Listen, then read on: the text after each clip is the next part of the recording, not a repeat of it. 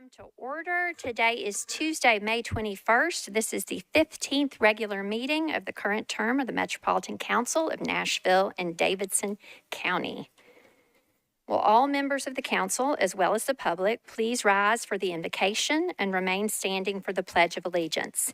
The invocation is being offered this evening by Dr. Hubert D. Cunningham. He is the pastor of Forest Grove United Methodist Church in Jolton. Dr. Cunningham is the guest of District 10 Council member Jennifer Webb. Go ahead, sir. Let us pray.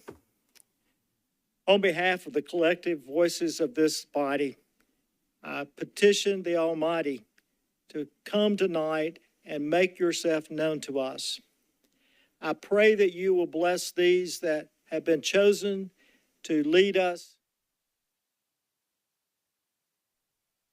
May their decisions be tempered with justice and with compassion. And may the people from Jolton to Cane Ridge, from Bellevue to O'Hickory, and all the communities in between be known tonight that they are being taken care of by people that are serving because of a calling and because of a compassion to do things that would be better for our world. We pray this in your holy name. Amen. I pledge allegiance to the flag of the United States of America and to the republic for which it stands, one nation, under God, indivisible, with liberty and justice for all. You may all be seated, and thank you, Dr. Cunningham. Colleagues, summer is almost upon us, and it is graduation season in the Athens of the South. So many of our colleges and universities have had recent ceremonies. I think Councilwoman Sepulveda was on a bus this afternoon with a whole bevy of folks in academic regalia going to a ceremony. And high school ceremonies are beginning across the city. So I want to take this opportunity to congratulate all the seniors out there and also take a moment of personal privilege to congratulate my own dear daughter who graduated from college this past Saturday. So congratulations to Eleanor, who graduated with honors this past Saturday. So thank you to all the teachers and staff, the parents, family members, and mentors who have helped Nashville's young people along their education pathways. And may we all, young and old, endeavor to be lifelong learners and to continue to listen and learn from each other. May is Bike Month, as you've heard from me already, so a quick thank you to Walk Bike Nashville and to all the council members who participated in the Tour de Nash bike ride together on Saturday, May 18th. This annual event, along with the 51st Avenue Open Street, were a great way to experience Nashville's potential to be a safer and more enjoyable place to be on a bike. And so I hope council members will support and encourage more open streets, from small neighborhood potlucks and bike rodeos to big business district festivals in your own districts. We need to expand bike share across this city and keep working to plan, fund, and build a comprehensive network of greenways, neighborways, and bikeways for Nashvillians of all ages and abilities. This council has confirmed many appointees to the new or somewhat renewed Bicycle and Pedestrian Advisory Commission over the last few months, including 2 more members, hopefully, in just a few minutes. And the BPAC is having its inaugural meeting this evening, so we do wish them well. Lastly, I want to thank Mayor O'Connell again for addressing the council at the 61st Annual State of Metro Address last Tuesday, and encourage all Nashvillians and council members who were not able to attend or watch live to be sure to watch that recording online. Okay. Without objection, we will suspend the calling of the roll and ask the clerk to record the names of the members present throughout the meeting. Is there a motion for approval of the minutes of May 7th, 2024? Okay, properly moved and properly seconded. Without objection, the minutes of the meeting of May 7th are approved. Mr. Clerk, are there any messages from the mayor? There are no messages from the mayor. Thank you, Mr. Clerk. Okay. Now we move into section E of our agenda. This is an election. Chair Sepulveda, first your committee report for the nominees for this election, please, ma'am. Thank you, Vice Mayor. Mr. Gregory Welsh was withdrawn, but for the CATV Special Committee for Alan Williams, rules voted 6 in favor, 0 against, 0 not voting for confirmation. Okay. Mr. Gregory Welsh has withdrawn, which means there is only one nominee in Mr. Alan Williams, and that is for an election for one vacancy, and so we can vote this by voice. We will not have to use our election module on our tablet. So with that, I guess we don't actually need a motion because, or do we? I guess if we're doing this by vote. Typically, we've got it. Yeah, so Ms. Sepulveda, could you provide a motion to approve for Mr. Williams, please? So moved. Okay, is there a second? Okay, is there any discussion on Mr. Williams to serve on the CATV Special Committee? Okay, seeing none, all in favor of the election of Mr. Williams, please say aye. Any voting no? Any abstaining? Okay. Mr. Williams, who is the nominee of Councilmember Eastlick, will now be serving as confirmed for the, elected rather, to the CATV Special Committee. So congratulations to Mr. Williams. Thank you, sir. You're recognized.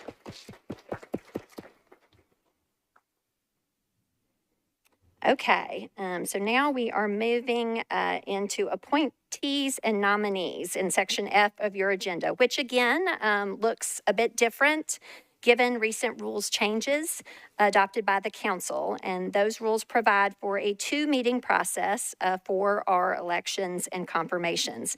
This portion of the agenda shares all persons that were scheduled to appear before the Rules, Confirmations, and Public Elections Committee this evening. No votes will be taken by the body in this section of the agenda other than for deferrals. And re-referrals back to the committee will be by rule. So Chair Sepulveda, you are recognized for your committee report, please. First, for any deferrals, if there are any. Thank you, Vice Mayor. We do have deferrals. 1 second. For the Sustainability Advisory Committee appointment of Matthew Taylor for a term expiring on April 15, 2026, rules voted 6 in favor, 0 against, 0 not voting for a 1-meeting deferral. And for the Tourism and Convention Commission appointment of Q. Juan Taylor for a term expiring on June 30, 2027, rules voted 6 in favor, 0 against, 0 not voting for a 1-meeting deferral. With that, I would move for a 1-meeting deferral. Okay, is there a second for that consolidated deferral motion? Okay, properly moved and properly seconded. Is there any discussion on the 1-meeting deferral of Mr. Taylor, or 2 Mr. Taylors, Matthew Taylor and Q. Juan Taylor? Okay, seeing none, all in favor of 1-meeting deferral, please say aye. Okay, any voting no or abstaining? Okay, those matters are deferred 1 meeting. Okay, Ms. Sepulveda, it's back to you for a report on the persons on this agenda who were interviewed and referred back to your committee for confirmation consideration at our next meeting on June 4th. Thank you, Vice Mayor. For the Auditorium Commission appointment of Fletcher Foster for a term expiring on June 30, 2027, rules voted 7 in favor, 0 against, 0 not voting for re-referral. For the Auditorium Commission appointment of Benjamin McDaniel for a term expiring on June 30, 2027, rules voted 7 in favor, 0 against, 0 not voting for re-referral. For the Auditorium Commission appointment of Nancy Van Rees for a term expiring on June 30, 2027, rules voted 7 in favor, 0 against, 0 not voting for a re-referral. For the Bicycle and Pedestrian Advisory Commission appointment of John Norris for a term expiring on May 1st, 2028, rules voted 7 in favor, 0 against, 0 not voting for re-referral. For Board and Health reappointment of Caroline Ziegler for a term expiring on July 9, 2029, rules voted 6 in favor, 0 against, 0 not voting for a re-referral. For Human Relations Commission, consideration of nominees to fill 6 vacancies for a term expiring on April 18, 2027, for an election to be held on June 4, 2027, for Garlinda Burton nominated by Councilmember Russ Bradford. Rules voted 7 in favor, 0 against, 0 not voting for re-referral. For Dorian Johnson, nominated by Councilmember Emily Benedict. Rules voted 6 in favor, 0 against, 0 not voting for re-referral. For Whitney Pastoric, for nomination by Councilmember Sean Parker. Rules voted 7 in favor, 0 against, 0 not voting for re-referral. For Heather Riddle, for nominated by Councilmember Jeff Gregg. Rules voted 7 in favor, 0 against, 0 not voting for re-referral. For Jane Burkett, nominated by Councilmember Tasha Ellis. Rules voted 6 in favor, 0 against, 0 not voting for re-referral. For Michael Berger, nominated by Councilmember Sherry Wiener. Rules voted 6 in favor, 0 against, 0 not voting for re-referral. For Todd McKinney, nominated by Councilmember Quante Toombs. Rules voted 6 in favor, 0 against, 0 not voting for re-referral. For Ben Tran, nominated by Councilmember Terry Vo. Rules voted 6 in favor, 0 against, 0 not voting for re-referral. And for Aaron Coleman, nominated by Councilmember Brenda Gadd. Rules voted 6 in favor, 0 against, 0 not voting for re-referral. For Social Services Commission, appointment of Ann Harvard for a term expiring on March 24, 2029. Rules voted 6 in favor, 0 against, 0 not voting for re-referral. For Sustainability Advisory Committee, appointment of Stephanie Tetro for a term expiring on March 14, 2026. Rules voted 6 in favor, 0 against, 0 not voting for re-referral. For Tourism and Convention Commission, appointment of Lisa Leclerc for a term expiring on June 30, 2027. Rules voted 6 in favor, 0 against, 0 not voting for re-referral.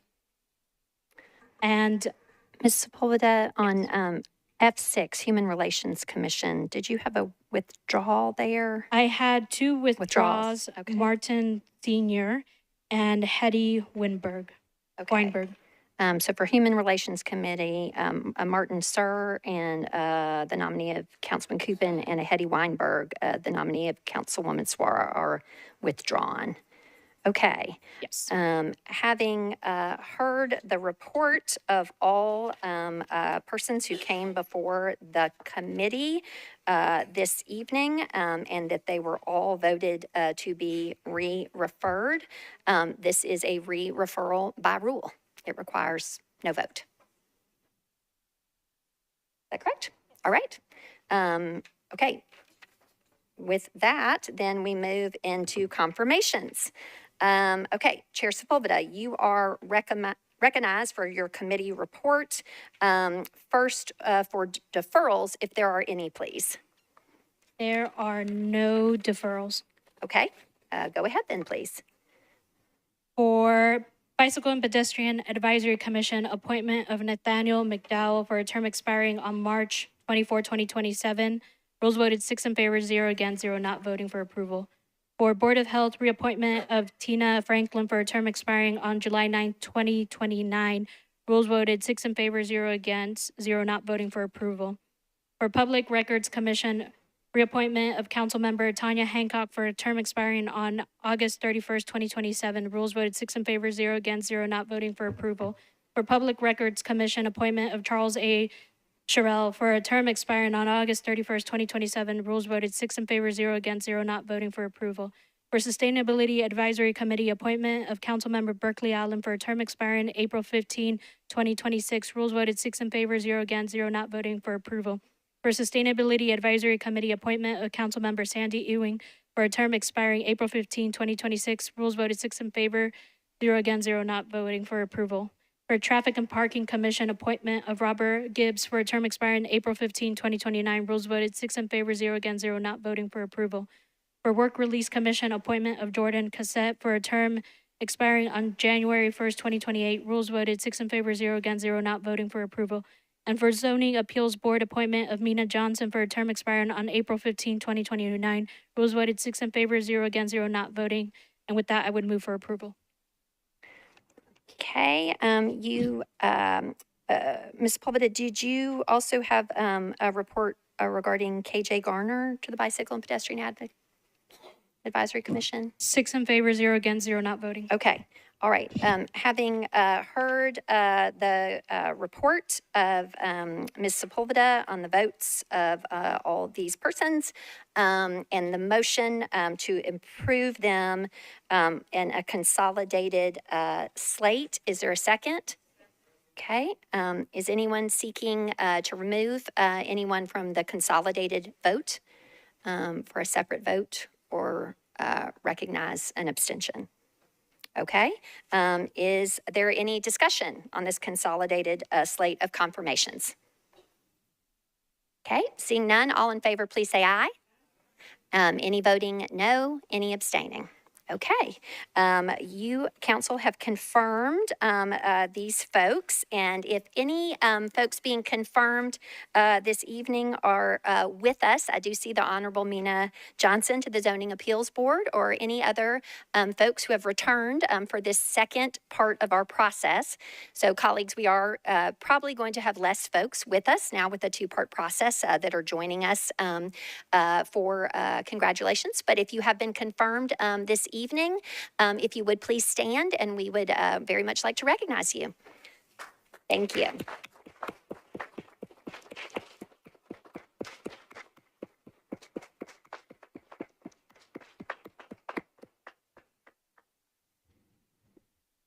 Okay. Now we're moving into section H, nominations. So first will be nominations to fill 2 vacancies on the Transportation Licensing Commission. Members will have received a memo from me on, May 6th. Let's see, so if you would please enter the queue if you have a nominee. Okay. Mr. Spain, you're recognized, sir. Thank you, Madam President. I nominate Erica Penley. Okay, can you say the last name again? Penley, Penley. Okay, Mr. Spain has nominated Erica Penley. Ms. Vo, you're recognized for a nomination. Thank you, Vice Mayor. I nominate Annie Claver, Klaver. Okay, thank you. Ms. Vo has nominated Annie Claver. Mr. Coupin, you're recognized, sir. I nominate Freddie Carr, please. Carr. The mayor can't serve on the Transportation Licensing I Committee. checked the charter. Okay. Mr. Coupin has nominated Freddie Carr. Ms. Allen, you're recognized. Thank you, Madam President. I nominate Kevin Warner. Okay. Ms. Allen has nominated Kevin Warner. Okay. Ms. Stiles, you are recognized. Thank you very much, Vice Mayor. Thank you, Councilmember Coupin, for nominating my constituent. So I'll just second his motion on Mr. Carr. Mr. Carr. Okay, I appreciate that. Is anyone else seeking to be recognized to nominate someone to fill one of 2 vacancies on the Transportation Licensing Commission? Okay, seeing none, we have now 4 nominations, and if you all will please be in touch with Mr. Clerk to provide spelling of names, contact information, email, and so forth, so that he may be in touch with them for the next steps of this process. Next nominations are to fill 1 vacancy on the Cable Television Special Committee. Nominees must be a representative of a union representing workers in the telecommunications industry. And I think we can just take these nominations potentially by hand. Ms. Sepulveda, I see you seeking to be recognized. Thank you, Vice Mayor. I nominate Daryl Wilson. Okay. Ms. Sepulveda has nominated Daryl Wilson. Is any other member seeking to be recognized for a nomination to fill this 1 vacancy? Okay, seeing none, Ms. Sepulveda, if you will please be in touch with the clerk with Mr. Wilson's contact information. Okay, this concludes the nominations portion of our agenda. Okay. Now we are moving in to the public comment on legislative items on our agenda. Pursuant to Tennessee Code annotated, time is reserved for public comment on legislative items appearing on this agenda. Members of the public wishing to speak may sign up on the council meeting sign-up sheet at the Metro Clerk's office counter on the day of the scheduled meeting. Public comment sign-up for council meetings begins at 5 p.m. and ends at 6 p.m. Public comment is limited to 20 minutes total at council meetings, and each speaker is allowed up to 2 minutes to speak. Requests for interpretation services can be directed to the council office if needed. Okay. So colleagues and members of the public, this body has voted for new procedures for the public comment period, but 30 days must pass prior to the adoption of that new rule. And so that will be first in effect, somewhat unusually, at the June 11th, which is a regular meeting regarding our capital improvements budget, and then more kind of normally or expectedly on June 18th at that regular meeting. So June 11th and June 18th, we'll be using our new process. But in the meantime, we are under our old rules, and first to be recognized, speaking on agenda item 39 regarding Jewish American Heritage Month, is Mr. Dan Horwitz. Welcome, sir. You are recognized. Thank you, Vice Mayor. Good evening, friends. I'm Rabbi Dan Horowitz, and I'm the Chief Executive Officer of the Jewish Federation of Greater Nashville. And I'm here this evening to speak in support of the resolution recognizing May as Jewish American Heritage Month. Some of you may or may not know that Nashville's Jewish community dates back more than 5 generations. It is growing rapidly as the city grows. It's comprised of all races, genders, and political orientations. It has a sizable Israeli and Israeli-American population. All of these folks add to the beauty and fabric of our community. We are business owners, professionals, physicians, teachers, civic leaders, nonprofit workers, and more. And needless to say, this is a scary time to be Jewish in America, with anti-Semitism having soared in recent months and years. And knowing that our city is appreciating its Jewish population during these times is both meaningful and very much appreciated. We're proud to be Jewish, we're proud to be American, we're proud to be Nashvillian. Thank you for your support of this resolution. Thank you, Rabbi Horowitz. Next, also speaking on agenda item 39 regarding Jewish American Heritage Month is Jason Sparks. You're recognized. Go ahead. Thank you, Vice Mayor Henderson. My name is Jason Sparks. I'm a 20-year resident of Bellevue and lived there with my wife, Abby, and both of my children, Sam and Zoe, were born here and are MNPS students. And I am the chair of the Metro Nashville Participatory Budget for 2023, the steering committee. And I just want to say thank you to Councilmember Coupin for being a part of my team there before he defected to the council. I'm also a member of West End Synagogue, and I'm the Chief Development Officer for Jewish Federation of Greater Nashville.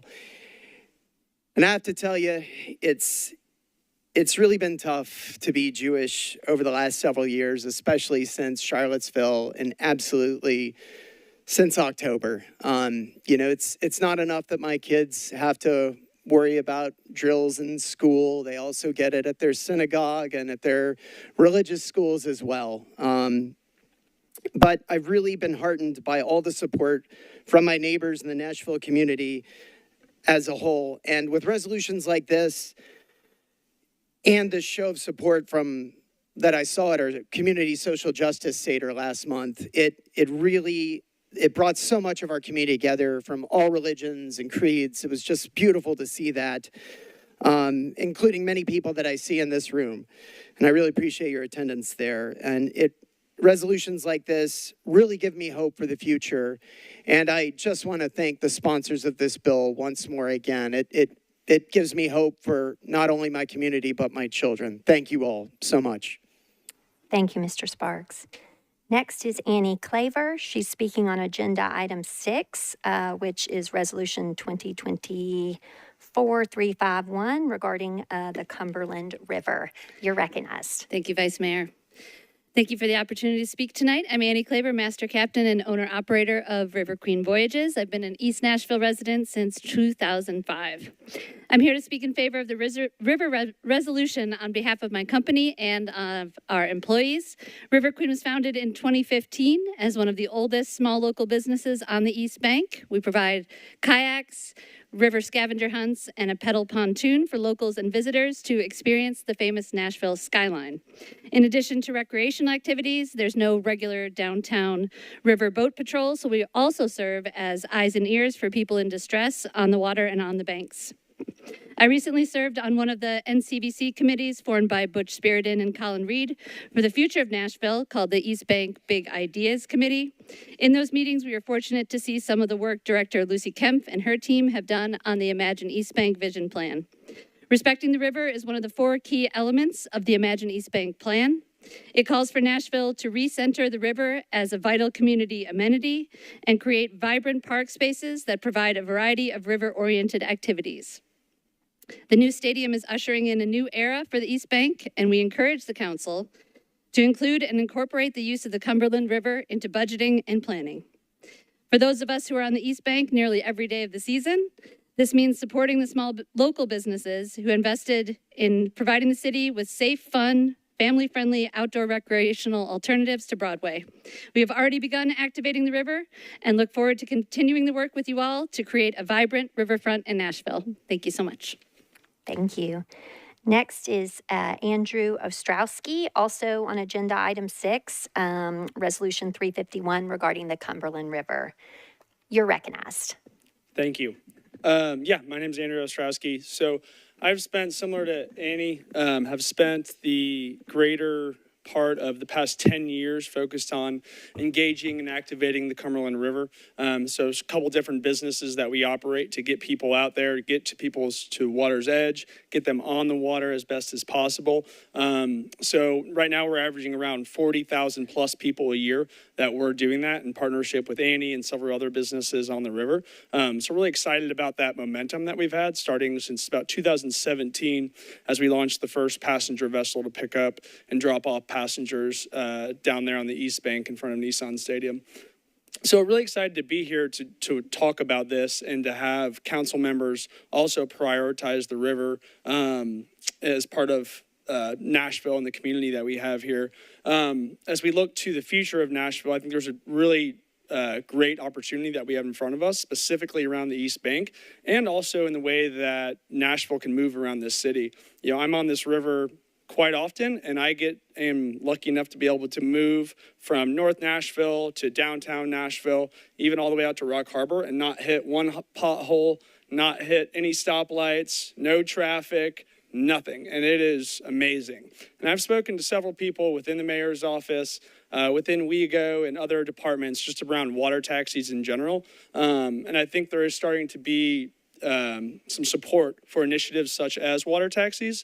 And this is a great start to just bringing visibility to the river, getting people on the water. And I do look forward to, one day hopefully hosting any of you and all of you out on the Cumberland River as well. So it's an open invite. Thank you. Thank you, sir.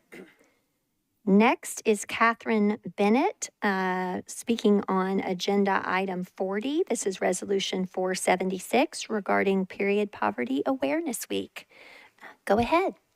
Thank you, Vice Mayor. Members of the Metro Council, let me be the first to wish you a happy Period Poverty Awareness Week. My name is Catherine Bennett, and I represent Community Resource Center, Middle Tennessee's only hygiene hub.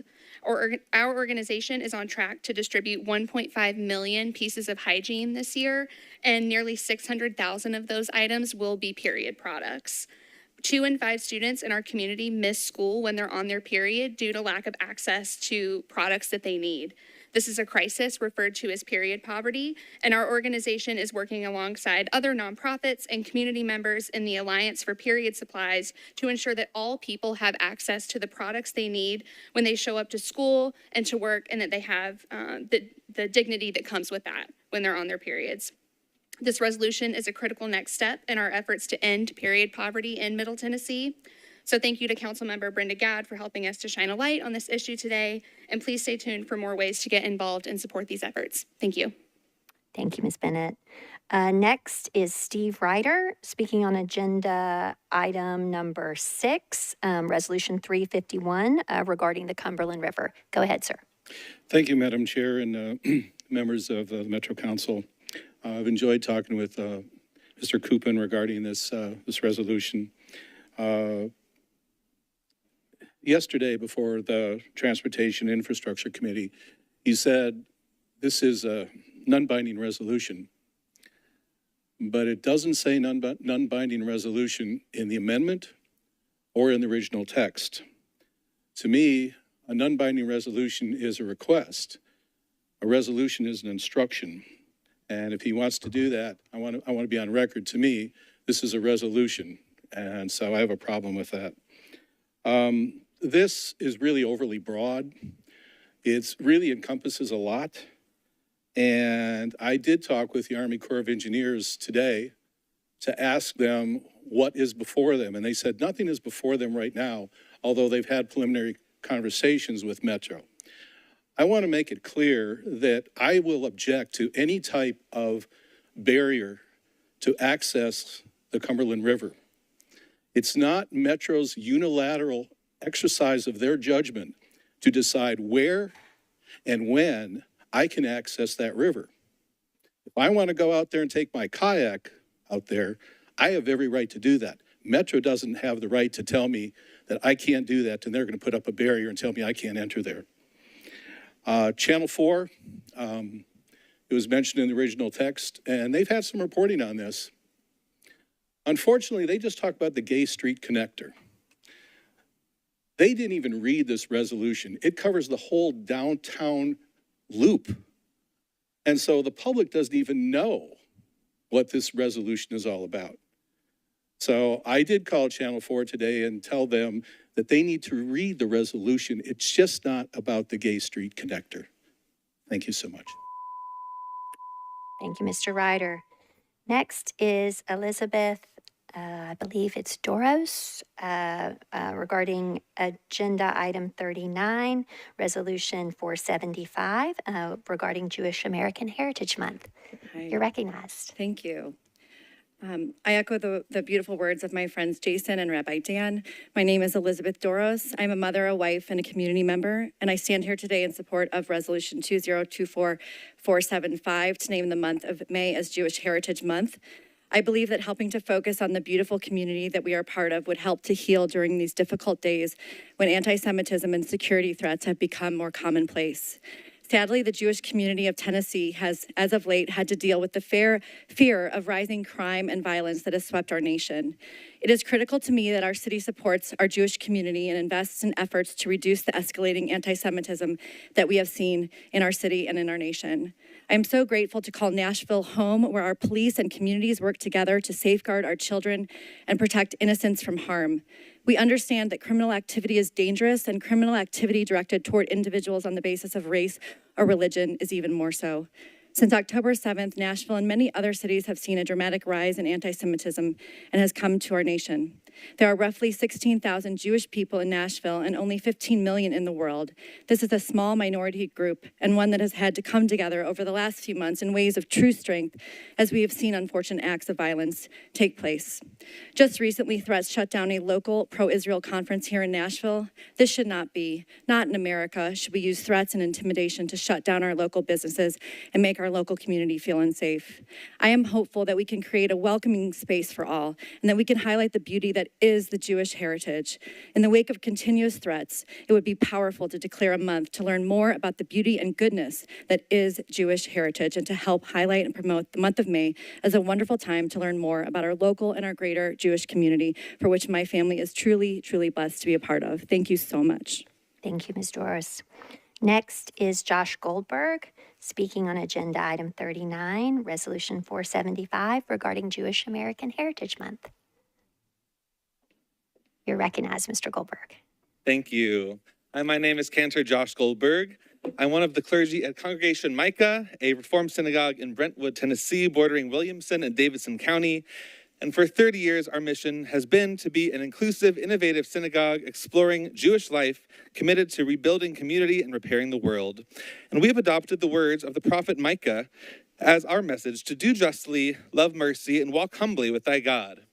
And to be quite honest, this mission is not always easy when Jews around the nation, and especially here in Tennessee, are subjected to hatred, vitriol, and bigotry. Even walking into a public building such as this wearing a yarmulke can be scary. Seeing neo-Nazis marching down the streets of downtown Nashville a few months ago, seeing swastikas drawn on our buildings is quite intimidating.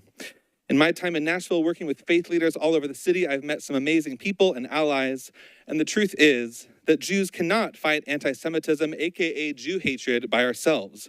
We need allies to help us and to advocate for us in the community. Therefore, I would ask you to all support this resolution recognizing May 2024 as Jewish American Heritage Month.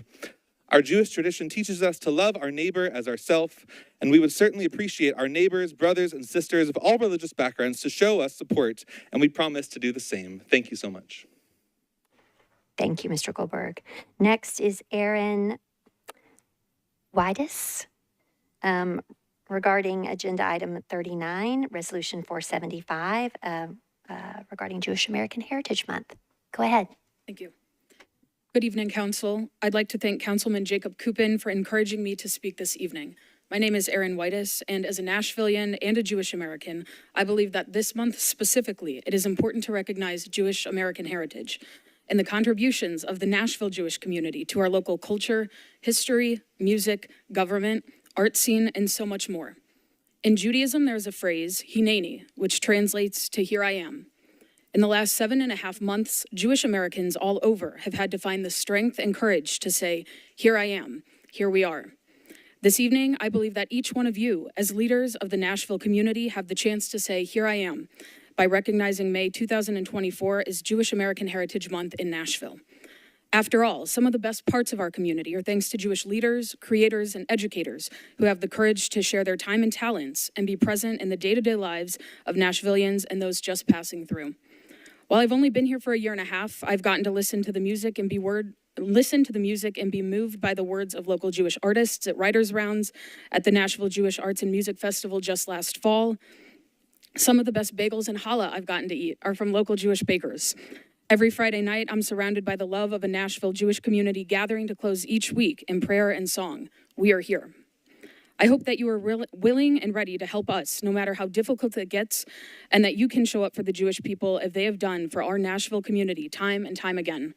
Thank you so much for your time and consideration in recognizing May 2024 as Jewish American Heritage Month here in the great city of Nashville. Thank you. Thank you, Ms. Whitus. Next is a first name that I cannot read, but last name Friedman. Regarding agenda item 39, resolution 475, Jewish American Heritage Month. You're recognized, Ms. Friedman. Thank you. Hello, all. It's so exciting to be here today to share my support of the resolution to recognize Jewish American Heritage Month. Jews have been a big part of the fabric of the Nashville community, but as a newer Nashvilleian, I think it's best to speak to my personal experience. While I feel that we have a thriving Jewish community here in Nashville, it often feels very separate from the community at large. As a teacher in a Jewish preschool, we did live in fear of anti-Semitic attacks constantly. It was a big part of our day-to-day, and it felt like a huge contrast from the warmth that we've been shown by our community in Nashville. Unfortunately, there are a lot of anti-Semitic presence in our city. Every day when I walk home, I play guitar downtown. Every day I walk home, I passed a swastika on the bridge. I think it was recently cleaned up, but it was there for a while. And while condemning these acts of hatred is important, it's also equally important to celebrate the communities that they impact. As a Jewish person, I would really appreciate feeling that support of our city behind me. As someone who grew up in an area that was not predominantly Jewish, it's easy to feel like I'm encountering a lot of hatred and ignorance since moving here, but Nashville has felt like home, and I would love to find a way to feel like the city is behind our Jewish members as well. It would be really meaningful to see our council throw their weight behind my community, as well as send a message to anti-Semitic groups that do come into our city that not only are we supported, but celebrated here. Thank you. Thank you. Colleagues, we only have about 17 or 18 minutes that have elapsed, and so we are going to dip into our wait list. We do have time for either Mr. Stephen or Ms. Sandy Sizer seeking to speak on agenda item 90, which is an ordinance 227, a zoning matter. We do have 2 minutes of our public comment time remaining. That's Cisco, the last name. Oh, I apologize. Cisco. I'm sorry, sir. Thank you, Mr. Cisco. Thank you all for letting me speak this evening. I'm the leaseholder for 23 years at 4000 Andrew Jackson Parkway, and I have several concerns. I'm pro-growth, but at the expense of flooding homes in the area.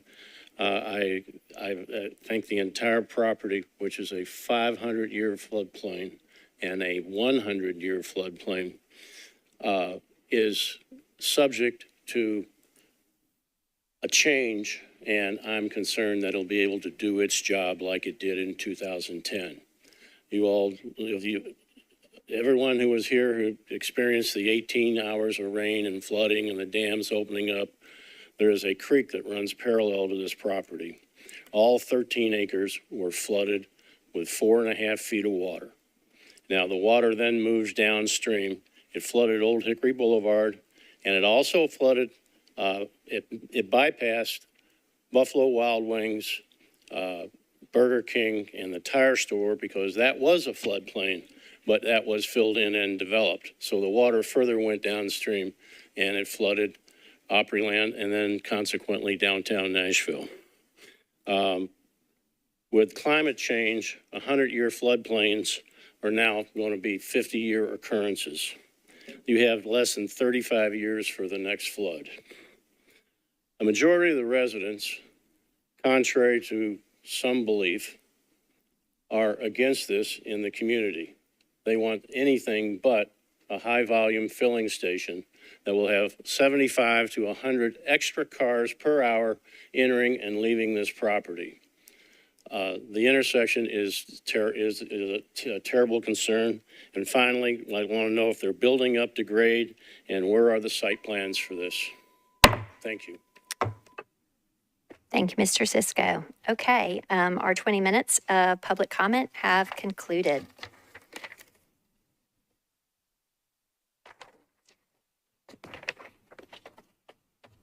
Next, we're moving into section J of our agenda regarding our rules of procedure.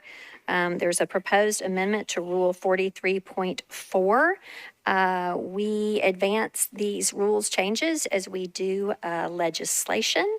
And so I will call on the primary sponsor, recognizing that we do have kind of a substitute for this as well. Councilwoman Sepulveda, you are recognized on the amendment to Rule 43 regarding deferrals. Thank you, Vice Mayor. I'd like to call on Director Darby to explain the rule change. Okay, Ms. Darby, you're recognized. This rule change would add a sentence to 43.4 to accept zoning bills under Title VII from the rule that requires a 1-week deferral for any item that has been off of the agenda for more than 60 days. Okay. Do you seek to explain it any further, Ms. Sepulveda? Okay. So let's get a motion before us on this rule, and then we can take up the friendly substitute. Motion to approve. Okay. Is there a second to approve this rules change? Yep. Okay. I hear it. Okay. Ms. Allen, you are recognized on your substitute for this rule change. Thank you, Madam President. I would like to move the substitute with a brief explanation. Go ahead. Is there a second for the substitute? Okay. Thank you. Properly moved and seconded. So my understanding is the reason we're doing this is because we were running into an issue of automatically deferring zoning bills for one meeting that were supposed to be on public hearing, and that would then mess them up for public hearing, and then they would be deferred again. And that makes good sense to change the rules so that we don't complicate that issue. And also, if they're on public hearing, there are signs that should be out to let people know what that date is. My concern was if it's on third reading and it comes back when it's been off of notice and no one's been paying attention, that automatic one meeting deferral just at least gives people time to be aware that something that has been deferred for a long time is back. And third reading is kind of the final shot at it. So if you missed the fact that it came back and you had concerns that you wanted to be addressed and you didn't know that it had been brought back on and it gets voted on consent even, then that I'm just concerned that neighbors will miss the opportunity on something that they cared about. So all the substitute would do is clarify or specifically exempt only those zoning bills that are on public hearing from the requirement to be automatically deferred. I hope I'd explained that well. I believe so. Okay. Thank you. And so I would ask for people's support for this. I think this accomplishes the goal of what we wanted to do without just putting neighbors in a position of possibly missing something just because it came back so fast and was not deferred that one time that we've asked for. I appreciate that. Okay, so there's a substitute to the amendment to Rule 43. You've heard the explanation of Ms. Darby. You've heard the explanation of the substitute by sponsor Allen. That substitute has been properly moved and seconded. Is there any discussion on Ms. Allen's substitute? Okay, seeing none, all in favor of the substitute, please say aye. Aye. Any voting no or abstaining? Okay, so now we are on the rule as substituted. Can I get a motion for that, please? Okay, properly moved and properly seconded. Is there any discussion on the change to Rule 43 as substituted? Okay, seeing none, all in favor, please say aye. Aye. Any voting no, any abstaining? Okay, you have adopted this change to the rules of procedure, rule number 43. Again, that will be effective 30 days from this passage. Okay. All righty. At this time, prior to consideration of our timely filed resolutions on public hearing, we have an extraordinary matter, a late filed resolution by Councilmember Porterfield. Chair Porterfield, you are recognized to request a suspension of the rules. Thank you, Vice Mayor. I am requesting suspension of Council Rules 13, 7, and 31 for the purpose of consideration of a late resolution condemning white supremacy and the recent display of hatred and bigotry in Nashville and reaffirming the Metropolitan Council's commitment to supporting and protecting all residents and visitors regardless of race, religion, nationality, ethnicity, gender, or sexual orientation. Okay, members, you received this resolution by email today about 1:30, Ms. Darby, is that correct? Roughly. Okay, about 1:30 or so. So this matter did not go to committee relative to the suspension of the rules, correct, Ms. Sepulveda? And I know you were not present for part of that. This did not go to committee. You could just nod. Okay, thank you, Vice Chair. Okay, so Ms. Sepulveda has moved to suspend rules 13, 7, and 31 so we can take up this. Porterfield. I apologize. I'm so It's all sorry. good. It happens sometimes, people It's okay, can Vice Mayor. mispronounce things or say things wrong. It's okay. All righty. So is there a second for this motion to suspend these rules? Okay, properly moved and seconded. Is there any objection to the suspension of the rules for this purpose?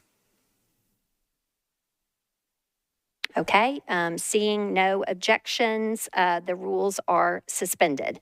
So we are now then on your late filed resolution. Ms. Porterfield, go ahead. Thank you, Vice Mayor. I move for approval of my late file resolution with the comment. Go ahead, please. Thank you, Vice Mayor. Colleagues, you may or may not be aware, but leaflets were passed out in the North Nashville community that targeted the Black, immigrant, and LGBTQIA plus communities. I woke up the other morning to see an Instagram live video of a community leader who was talking about, walking down the street and finding bags with these hateful flyers in them. I was able to reach out to some individuals in the community, and thank you to Councilmember Taylor. This was in his district, so thank you for his work on this as well. I was able to reach out to some individuals in the community, and people were obviously very upset and very hurt about this. This was done in the North Nashville community. North Nashville is a community that has been subjected to gentrification, divestment, underinvestment, redlining, bombings, and an interstate that was rerouted to avoid adversely impacting white-owned and operated businesses, residents, and a hospital, and instead routed through North Nashville and impacted twice as many homes and 3 times as many businesses, apartments, and churches, with 128 businesses demolished or relocated. 80% of those businesses were Black-owned businesses. And if you don't believe me, you can go to the civicdesigncenter.org's website, and they have a story about this. But despite all of the things that North Nashville has been subjected to, this is a community of resilience, a community of strength, and a community of joy. And this is standing against the acts of white supremacy and saying that everyone has a place in Nashville. Our communities will not be intimidated. We will not be intimidated in our community. We will not be intimidated in our homes. So colleagues, I ask that you support this, and I am not going to evoke the rule where everyone who votes is a co-sponsor. If you stand for this, then I'm going to ask you, if you haven't already to sign on, to email the clerk. I'm asking you to take that simple action, because there needs to be action. And it is a small action, but it is a small thing to let people know that you are standing with the community. Because what I heard from residents was they sometimes feel like our leaders do not care. This didn't make national news the way that it made the news when the Nazis were marching through. This didn't get national attention. And people in underserved communities, they feel like they aren't being heard by the people that represent them, not Councilman Taylor, because again, Councilman Taylor did address this. But overall, people don't feel like they get the same level of attention and support. So I'm asking my colleagues to vote for this. And if you stand against this hateful rhetoric, I'm asking you to also email the clerk as a sponsor. And with that, Vice Mayor, I move for approval. Okay, there's a motion to approve. And just to make double sure, do we have a second? Okay, thank you. So that now is properly before us, properly moved and properly seconded. Is there any discussion on this matter? Okay, Councilman Bradford, you're recognized, sir. Thank you, Vice Mayor. I just wanted to stand up in support of this resolution. It wasn't just North Nashville that was targeted. I did notice that there were neighborhoods in Donaldson where these pamphlets were left, and so I just want to go on the record that Donaldson does not support Nazis. We do not support anti-Semitism. We stand with our neighbors of all faiths, all backgrounds, and we denounce all forms of hate. Thank you. Thank you, Mr. Bradford. Is there any further discussion on this resolution? Okay, seeing none, all in favor, please say aye. Aye. Any voting no or abstaining? Okay, we have passed this resolution. Thank you, Ms. Porterfield. Okay. Now we're moving into resolutions on public hearing. Okay, council staff member Karina Valdez is providing Spanish interpretation this evening. Ms. Valdez, will you please share how you can help members of the community, please? Sure. Buenas tardes, mi nombre es Karina Valdez y soy la intérprete para esta sesión. Gracias. Thank you, Ms. Valdez. Okay. Colleagues, we have 4 items that are related to distance exemptions for short-term rental properties. These are in Mr. Taylor's district, and so we can do a consolidated hearing for all of these. So these are agenda items 1, 2, 3, and 4 on resolutions on public hearing. They are affecting addresses 1000 28th Avenue North, 1002 28th Avenue North, 1004 28th Avenue North, and 1006 28th Avenue North. These are resolutions exempting all these addresses from the minimum distance requirements for obtaining a short-term rental property not owner-occupied permit pursuant to the Metropolitan Code of Laws, Section 6.28.030B2D. Okay, so we can take these as a consolidated public hearing, but we will have to take a separate vote. Councilman Taylor, you're recognized, sir. Thank you. Vice Mayor, I would like to open the public hearing, please. Okay, I declare the public hearing open. Would all folks here in support of these matters please raise their hand? Okay. Would anyone here in opposition to these matters please raise your hand? Okay. Would the gentleman in opposition seek to be recognized? Okay. All righty. Please come forward.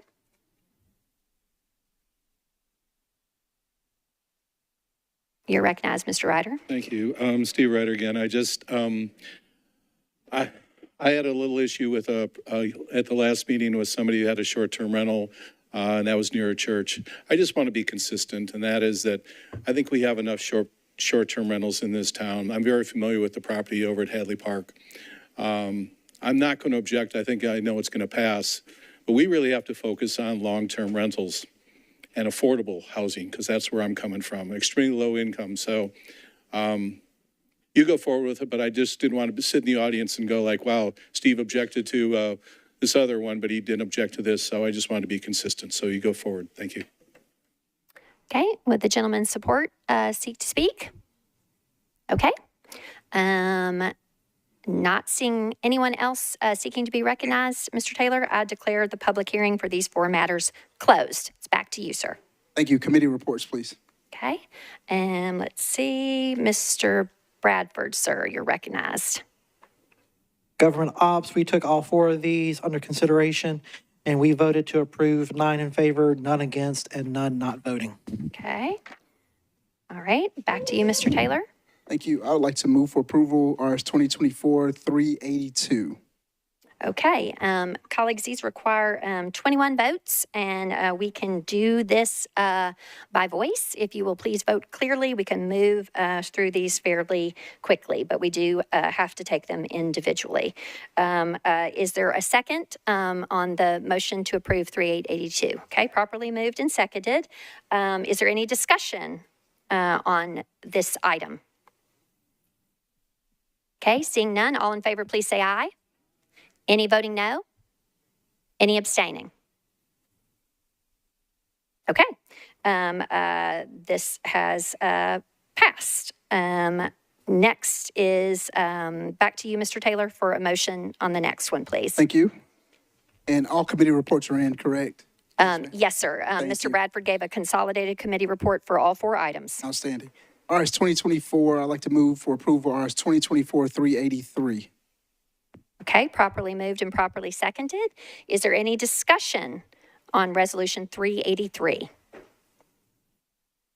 Okay, seeing none, all in favor, please say aye. Any voting no? Any abstaining? Okay, this has passed. Next, Mr. Taylor, back to you. Thank you. I'd like to move for approval RS 2024-384. Is there a second? Okay, properly moved and properly seconded. Is there any discussion on this matter? Seeing none, all in favor, please say aye. Any voting no, any abstaining? Okay, this item passes. Next to you, Mr. Taylor, on the last item. Thank you. I would like to move for approval RS 2024-385 with a brief comment. Okay, is there a second? Okay, back to you, sir. Thank you. So the last meeting I deferred these. There were some neighbors that had some issues. Had a chance to talk with them about this. This is an area for me where the reason that I'm standing here today, I was a co-sponsor of the bill that required us to do this. I still am a firm believer in that bill. However, with this situation, I think it's vastly different in the intent that I felt of why we moved that bill the last term. So with that said, I want to renew my motion to approve this final RS 2024-385. Okay, properly moved and seconded. Is there any discussion on this last matter? Okay, seeing none, all in favor, please say aye. Any voting no or abstaining? Okay, this resolution has also passed. Okay. And it's still with you, Mr. Taylor, for item 5. RS 2024-445 is a resolution exempting Acapulco West End, located at 117 28th Avenue North, from the minimum distance requirements for obtaining a beer permit pursuant to Section 7.08.090E of the Metropolitan Code. You're recognized, Mr. Taylor. Thank you. So I'd like to move for approval I'd like to open the public hearing. Okay. I declare the public hearing open. Is there anyone here seeking to be recognized in favor? If anyone is in favor, please raise your hand. Okay. See none. Anyone here in opposition to this matter? Okay, also seeing none. Okay, Mr. Taylor, seeing no one here seeking to speak on this matter, I declare the public hearing closed, and it's back to you for a motion. Thank you. Rather, committee reports. Thank you. Committee reports, please. Okay, Chair Bradford, you're recognized, sir. Government Ops, we reviewed this one and we approved it 9 in favor, none against, none not voting. And to remind the council member that he said he's going to take us out for drinks. Okay. Second round's on me. Mr. Taylor, it's back to you. Thank you. I'd like to move for approval RS 2024-445 with a brief comment. Okay, is there a second to that motion? Properly moved and seconded. Go ahead, sir. Thank you. This is a distance waiver for a beer permit. The park that is in question is Centennial Park. In and around this area, actually on the street right next door to this property, serves alcohol. Across the street serves alcohol. Next door to that across the street serves alcohol. This weekend, you can go to Centennial Park, where the park is in question, and also receive alcohol, where it will be served at Musician's Corner. And so I feel very comfortable with this property being able to serve alcohol as well. And as a new restaurant in the district, I invite you all to come out to Acapulco for margaritas, and I have the second round is on me. Okay. Properly moved and properly seconded. Is anyone seeking discussion on this item? Okay, seeing none, all in favor, please say aye. Any voting no or abstaining? Okay, this resolution passes. Okay, next is agenda section L, our consolidated consent agenda. All resolutions and second and third reading ordinances on this agenda are included on the consent agenda, if recommended for approval unanimously by all committees to which the item was referred. Items on the consent agenda will be voted on at a single time. The item number, along with the resolution and ordinance number of the items on the consent agenda, will be read by me somewhat slowly so that all members of the public and the viewing audience can see clearly the items that are on consent.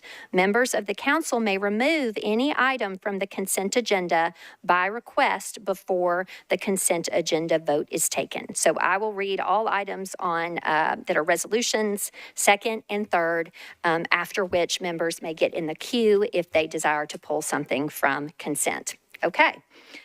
With that, the items that are on the consolidated consent agenda, beginning with resolutions, are agenda item 7, resolution 2024-397. Next is agenda item 9, resolution 2024-434. Agenda item 10, resolution 2024-446. Agenda item 11, resolution 2024-447. Agenda item 12, resolution 2024-448. Agenda item 13, resolution 2024-449. Agenda item 14, resolution 2024-450. Agenda item 15, resolution 2024-451. Agenda item 16, resolution 2024-452. Agenda item 17, resolution 2024-453.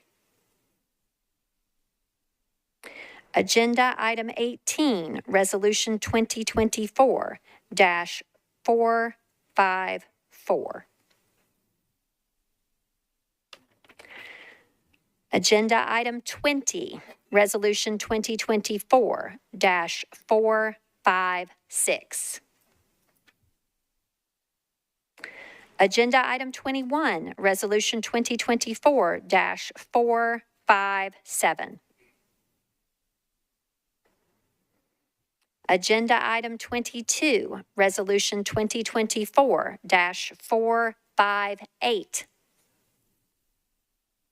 Agenda item 23, resolution 2024-459. Agenda item 24, resolution 2024-460. Agenda item 25, resolution 2024-461. Agenda item 26, resolution 2024-462. Agenda item 27, resolution 2024-463. Agenda item 28, resolution 2024-464. Agenda item 29, resolution 2024-465.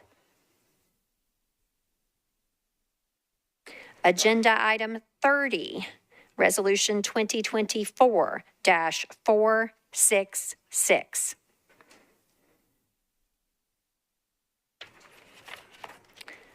Agenda item 32, resolution 2024-468. Agenda item 33, resolution 2024-469. Agenda item 34, resolution 2024-470. Agenda item 35, resolution 2024-471. Agenda item 36, resolution 2024-472. Agenda item 37, resolution 2024-473. Agenda item 39, resolution 2024-475. Agenda item 40, resolution 2024-476. Agenda item 41, resolution 2024-477. Okay. Moving into bills on second reading that are on consent or proposed to be on consent. First among those is agenda item 63, ordinance BL 2024-345. Agenda item 64, ordinance BL 2024-347. Agenda item 66, ordinance BL 2024-350. 5-0. Agenda item 67, ordinance BL 2024-351. Agenda item 68, ordinance BL 2024-352. Agenda item 69, ordinance BL 2024-353. Agenda item 72, ordinance BL 2024-356. Agenda item 73, ordinance BL 2027-357. Agenda item 74, ordinance BL 2024-358. Agenda item 75, ordinance BL 2024-359. Agenda item 76, ordinance BL 2024-360. Agenda item 77, ordinance BL 2024-361. Agenda item 78, ordinance BL 2024-362.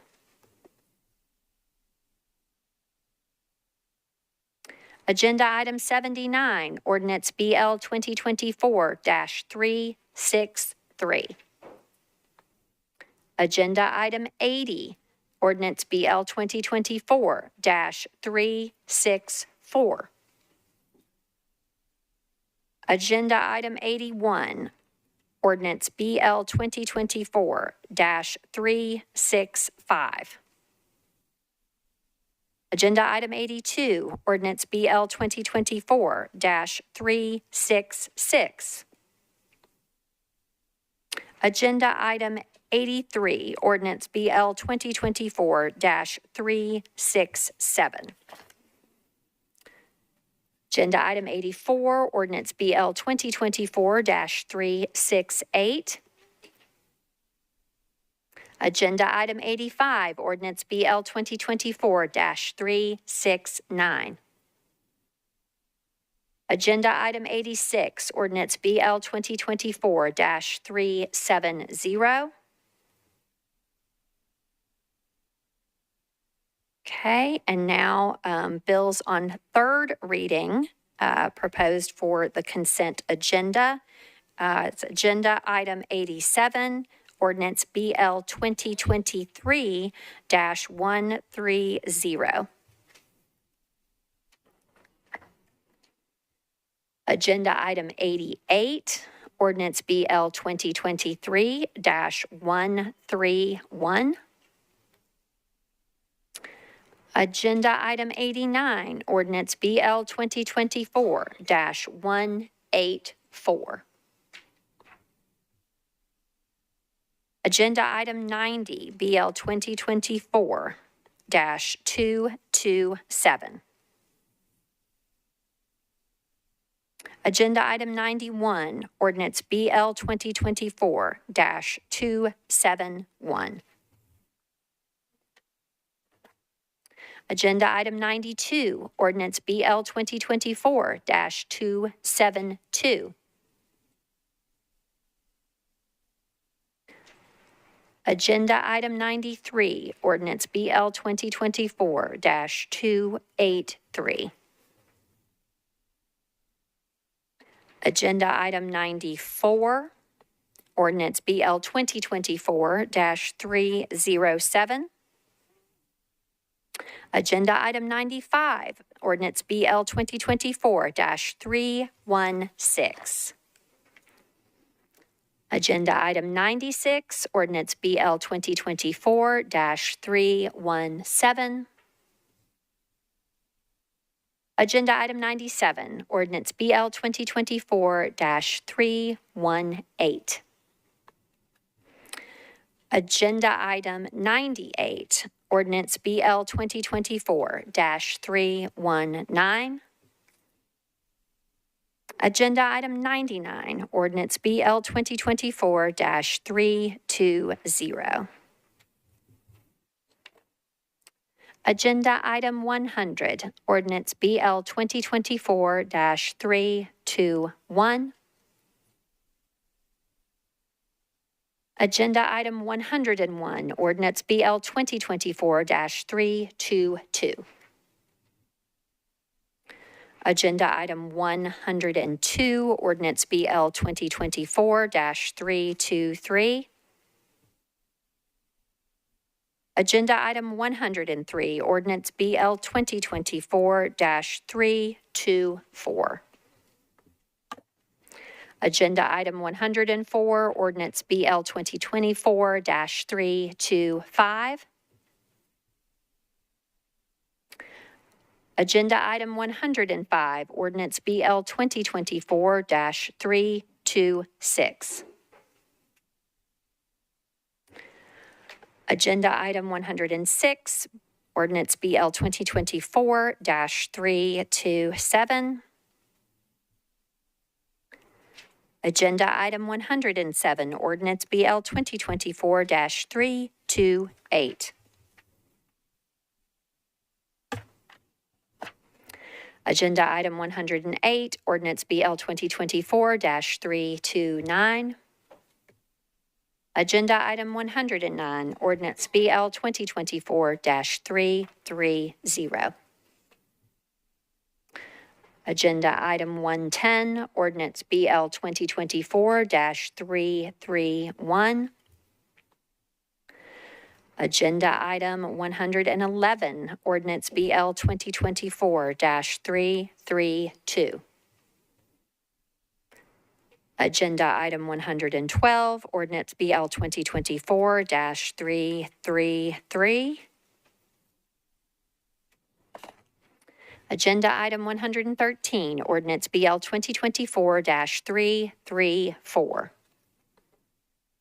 Agenda item 114, ordinance BL 2024-336. Agenda item 115, ordinance BL 2024-337. Agenda item 116, ordinance BL 2024-338. Agenda item 117, ordinance BL 2024-339. Agenda item 118, ordinance BL 2024-340. Agenda item 119, ordinance BL 2024-341. And lastly, agenda item 120, ordinance BL 2024-342. Okay, colleagues, you have heard the reading of all items that are resolutions, second reading ordinances, and third reading ordinances proposed for the consent agenda. Kindly enter the queue if there are items which you want to remove from consent.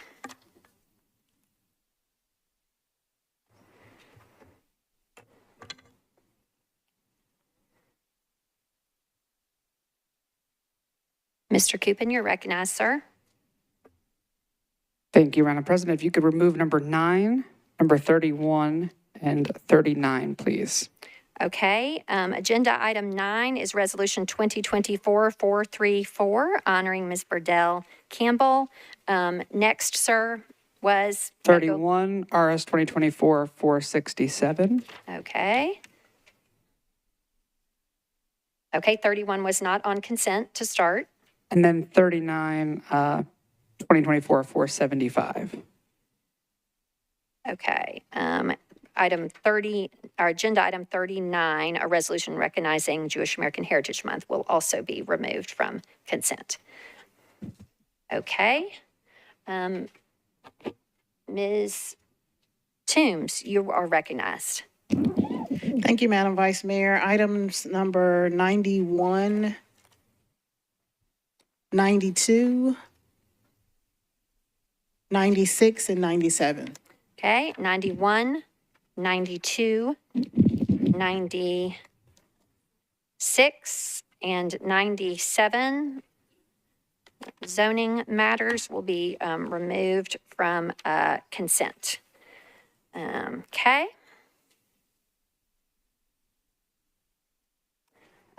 Ms. Stiles, you're recognized. Thank you, Vice Mayor. I actually have a question. I have one resolution that passed that we actually need to defer one meeting. So I'm wondering about process. Something that needs to be deferred will not be on consent. It may be that you'll need. I just found out about it, so in committee it had passed, and I was just told to defer, so I wasn't sure if I had missed it. Which item are we discussing? RS 2024 460. What is the agenda item, please? Oh, I only have it in front of me on my committee. 24. Number 2. Okay. Okay, and so your inquiry is, again, if you could restate it, please. So in committee, we passed it, and then I found out that it was deferred. So I just wanted to make sure that I needed to defer it after we had already passed it in committee. How to address it here on the floor. So you're saying it That was my deferred question. in another committee, Ms. Stiles? Is that what you're saying? Saying that we passed it in committee, and then it came to my attention that it is an item that actually does need to be deferred one meeting because there is some informational issues. Okay, so yeah, we will remove that item from consent. Okay?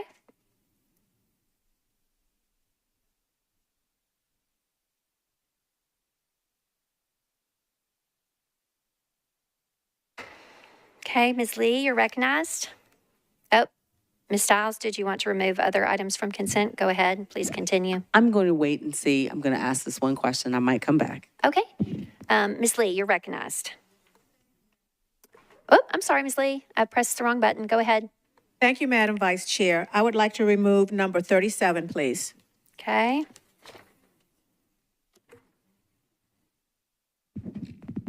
Okay.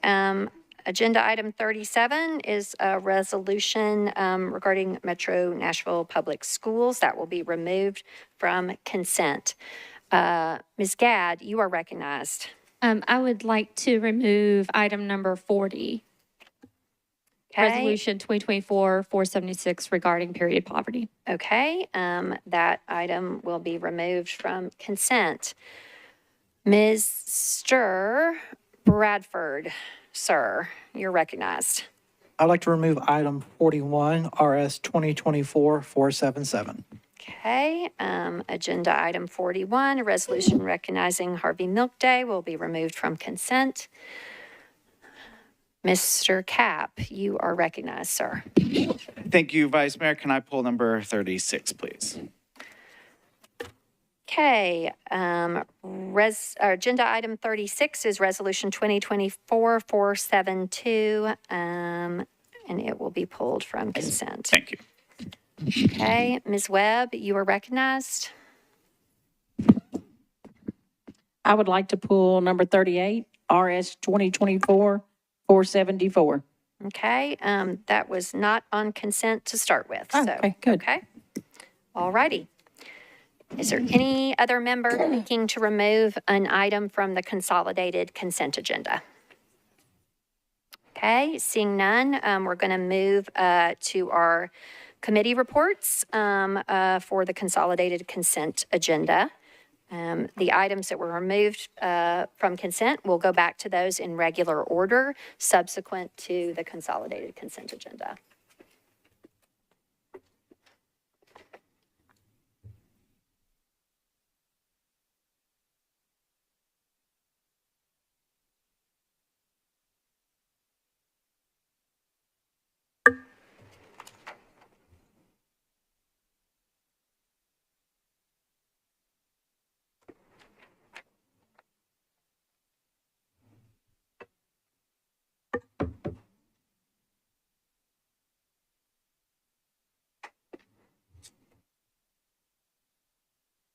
Okay, first we have the report of the Arts, Parks, Libraries, and Entertainment Committee, Chair Stiles, go ahead.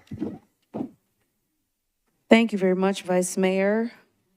We had RS 2024-351, RS 2024-461, 462, all passed 7 in favor, 0 against. Bills on second reading.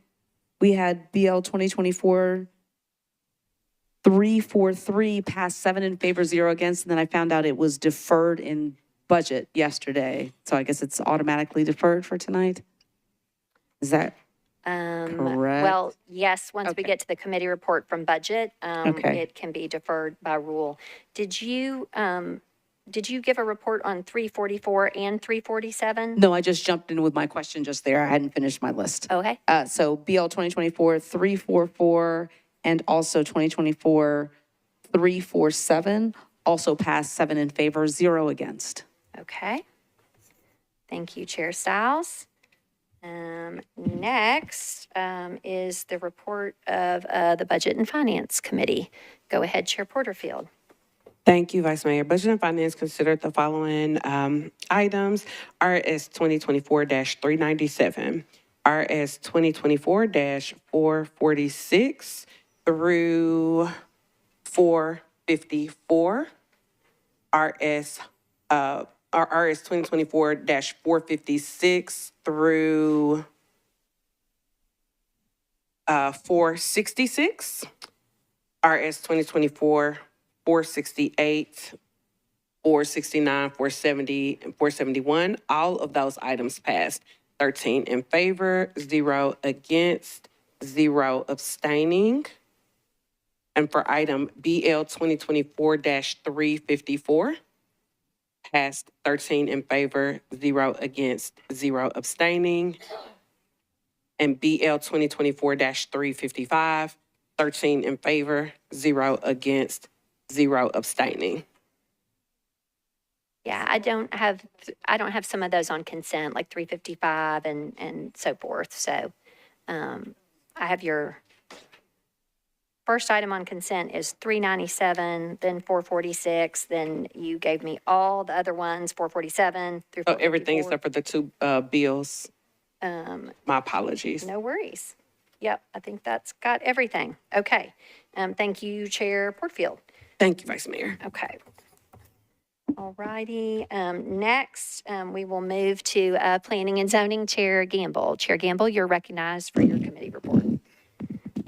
Thank you, Vice Mayor. Planning and Zoning recommended approval of resolutions on consent RS 2024-449, 456, 465, 470, and 470. Recommended approval, 9 in favor, 0 against. 9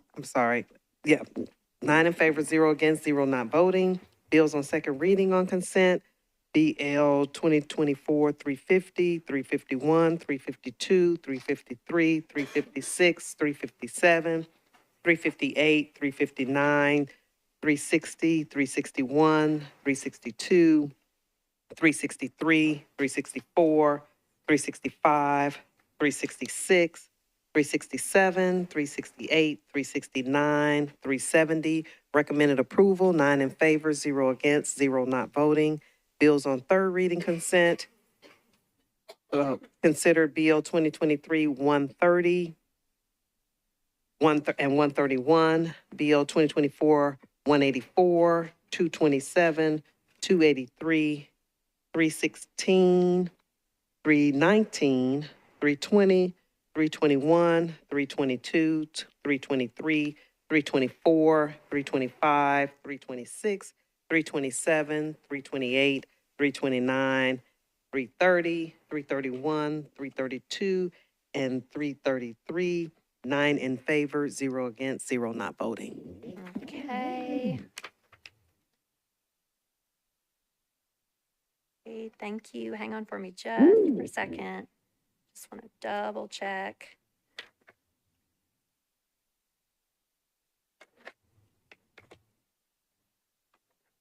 Okay, thank you, Chair Gamble. Thank you. Okay, it's a report of the Planning and Zoning Committee. Next, let's see, for Public Health and Safety, Chair Evans, you're recognized for your committee report. Thank you, Vice Mayor. Public Health and Safety considered RS 2024-397 and RS 2024-457. And we recommended approval for both of those, 11 in favor, 0 against, 0 not voting. Okay. And then item number RS 2024-458, we recommended approval, 10 in favor, 0 against, 0 abstentions. Item number RS 2024-459, we recommended approval, 12 in favor, 0 against, 0 not voting. And I think that's it, unless you've got anything else. Let's see, I've got one ordinance, but perhaps that was removed from consent. 347 Oh, on second reading? yes, I do have that. We recommended approval, 10 in favor, 0 against, 0 abstentions. Okay, great, thank you. Okay, that's the report of Public Health and Safety. And let's see now. Okay, rules, confirmations, and public elections. Chair Sepulveda, you are recognized. I think all of mine were taken off consent. Okay, thank you. 473, 475, 476, 477, all off of consent. Thank you for the reminder. Okay.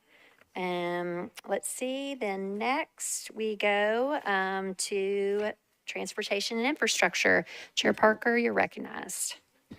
Thank you, Vice Mayor. Transportation and Infrastructure considered resolutions 2024-463, 464, 465, 466, 468, 469, 470, and 471.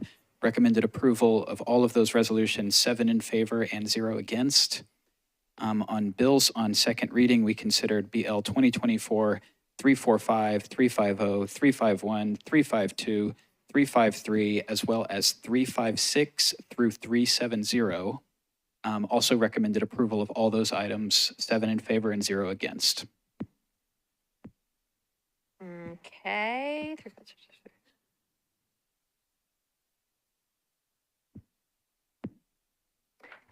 Did you have a report, sir, on 472, or did we remove that one? I believe that was removed. I had it scratched out on my. Okay, is that correct? Okay, just double confirming. Thank you. Okay. And with all committee reports in, could I get a motion from you, Chair? Absolutely. I'll move the consent agenda. Okay. There's a proper motion and a second for the consolidated consent agenda. Is there any discussion? Seeing none, all in favor, please say aye. Aye. Any voting, no, or abstaining? Okay. You have passed all items on the consent agenda. Okay. Now we're going to move back to our items not on consent in their regular order.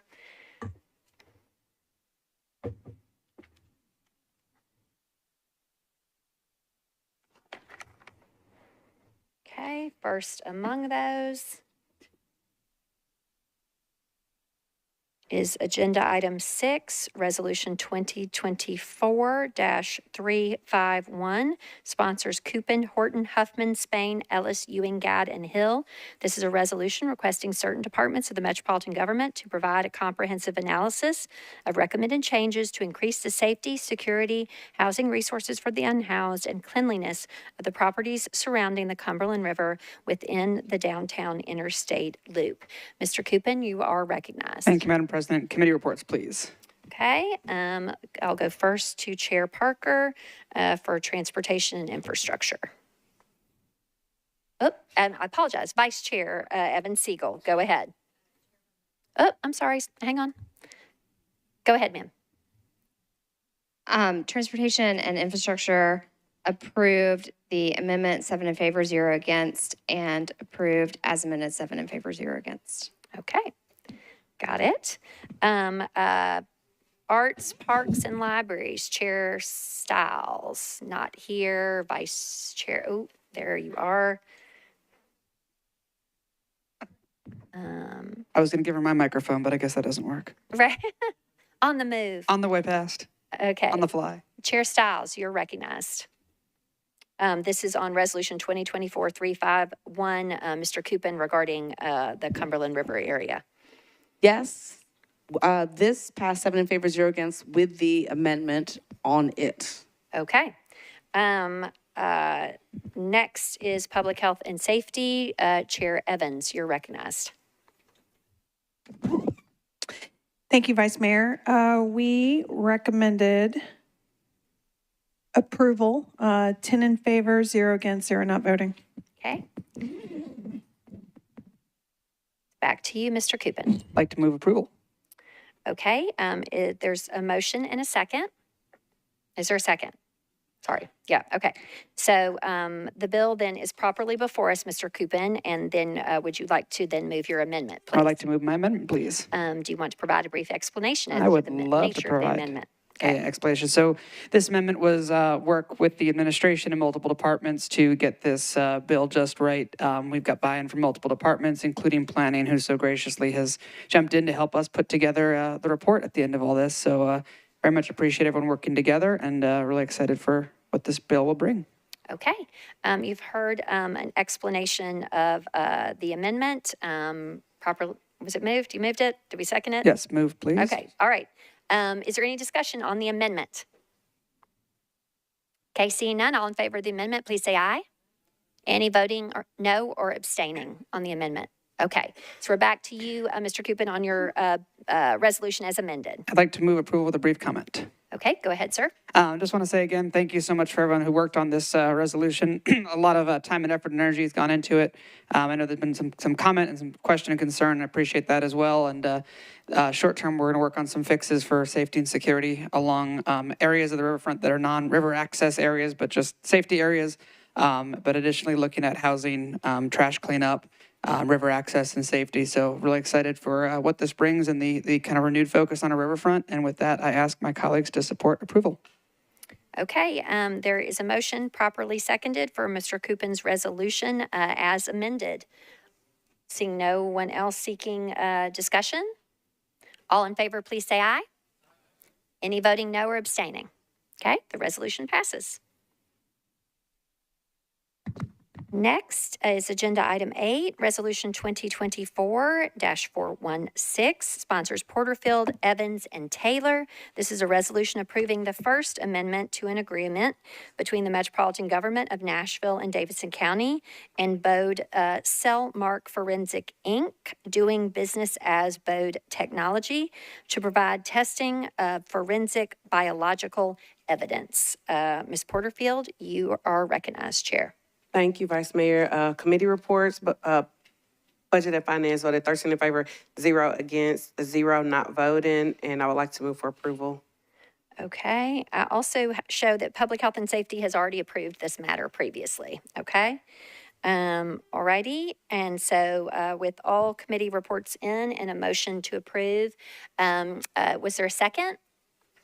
Okay, properly moved and seconded. Is there any discussion on this? Okay, Ms. Kimbrough, you are recognized. Thank you, Vice Mayor. This is one that I requested that the council defer, and I appreciate them doing that. Since that time, I've been able to communicate with Deputy Chief Gilder, and he did respond to every question that I had. Today, I just had one more little question that I needed answered. I know he's out sick, but Mr. Rosenberg helped me with that, so I'm fine with it. I just wanted to comment. Good to know. Thank you so much. Appreciate that. Okay.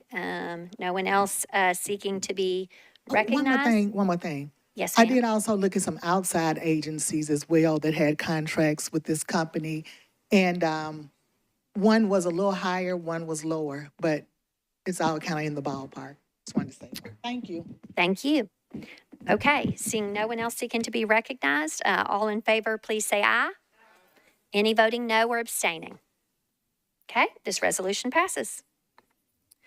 Next is Agenda Item 9, Resolution 2024-434, sponsors Coop Hill, Spain, Gamble, Huffman Stiles, Nash, Suarez, Evans, Eastlick, Evans, Siegel, Gad, Webb, Allen, Hancock, Rutherford, Toombs, and Ewing. This is a resolution honoring Burdell Campbell for her contributions to historic preservation, environmentalism, and civic causes in Nashville and Davidson County. Mr. Coopin, you're recognized, sir. Committee reports, please. Okay, I see that this was previously approved by the Rules Committee, so all committee reports are in. Wonderful, thank you. Then I would like to move approval with a brief comment. Go ahead, sir. Well, we are in the presence of greatness tonight. Ms. Burdell Campbell is here with us to hear us talk about this, and really appreciate her hanging out with us. Burdell is one of the most incredible humans I've ever met. I know many in this room have met her and are in awe of all things she's done. I'll list a few. She helped found the historic Germantown Neighborhood Association, the Cumberland River Compact, and Walk Bike Nashville. She was arrested for standing in front of a bulldozer to stop the construction of an emissions facility. She spent 2 decades as a member of the League of Women Voters, receiving the Athena Award for her efforts.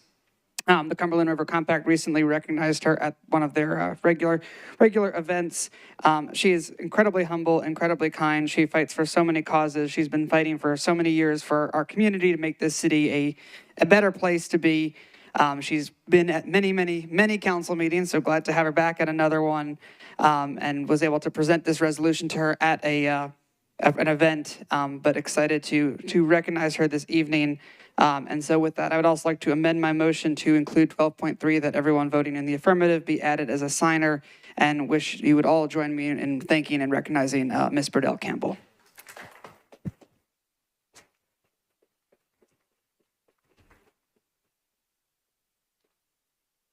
Okay, colleagues, so there is an amended motion to apply Rule 12.3 to approve this resolution. And so is there a second for that amended motion? Properly moved and seconded. Madam Vice Mayor, would it be possible to allow Burdell to speak momentarily? It seems like she wishes to say something. I will allow it, Mr. Coopin. Let's pass this resolution first, though. Perfect. Okay, let's do that. Okay, properly moved, properly seconded. Any discussion? Mr. Prepti not seeking to be recognized. Okay. All in favor, please say aye. Any voting no or abstaining? Of course not. Okay. So you have passed this resolution honoring Ms. Burdell Campbell. Ms. Campbell, this is an extraordinary moment here. We do not typically recognize members of the public or honorees of a resolution, but I will allow it just briefly, ma'am. Thank you. But the credit for the hard work that's being done goes to you. So I just turn this around and say thank you for all that you do. Thank you, Ms. Campbell.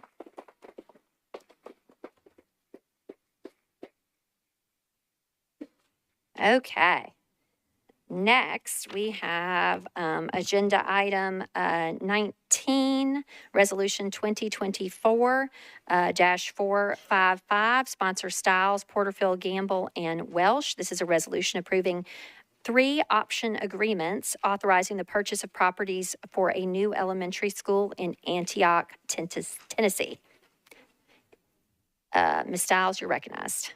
Thank you very much, Vice Mayor. This is the second item that I was referencing earlier. So I actually have a question for Ms. Darby in regards to this before we get started. You have a point of parliamentary inquiry. Thank you very much, Vice Mayor.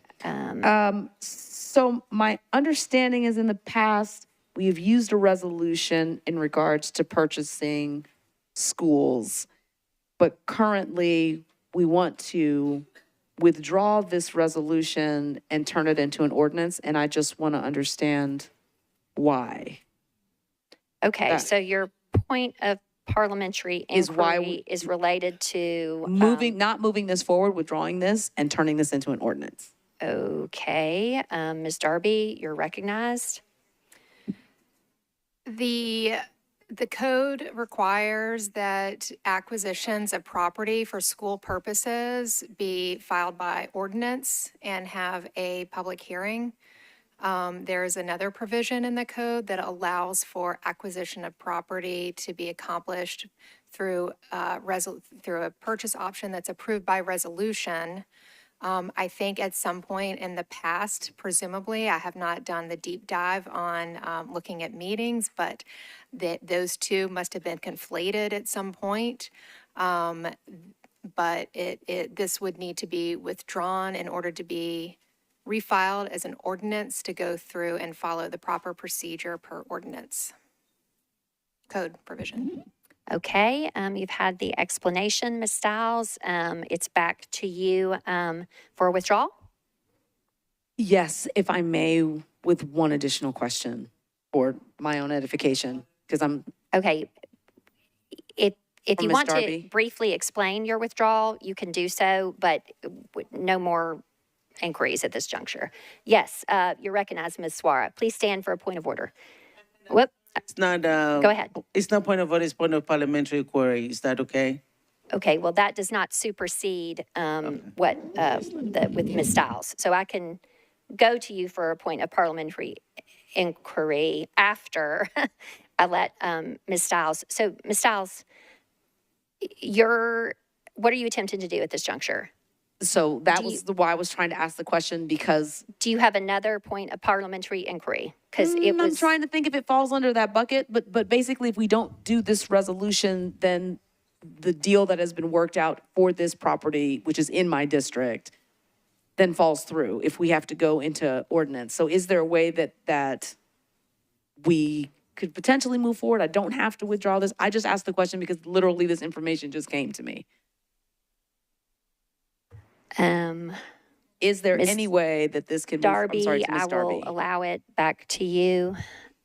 I'm not sure what the question was. Sorry. Is there a way that this can move forward as it was presented in this form? Because that was been the understanding, certainly from MNPS. This is how it has happened in the past. And that this is the first time that we would be doing something different in terms of an acquisition of land for a school.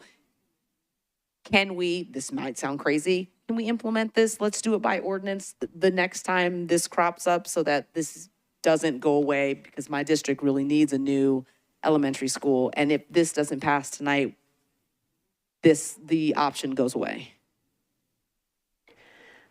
Okay. I know it's a lot. I mean, I think the code is the code. So I understand from Ms. Darby that this has happened perhaps incorrectly before this body in the past. Yes. But as we understand it at this juncture, it is required to be an ordinance. So, no. Thank you. Is the answer. Yeah. Thank you, Vice Mayor. Someone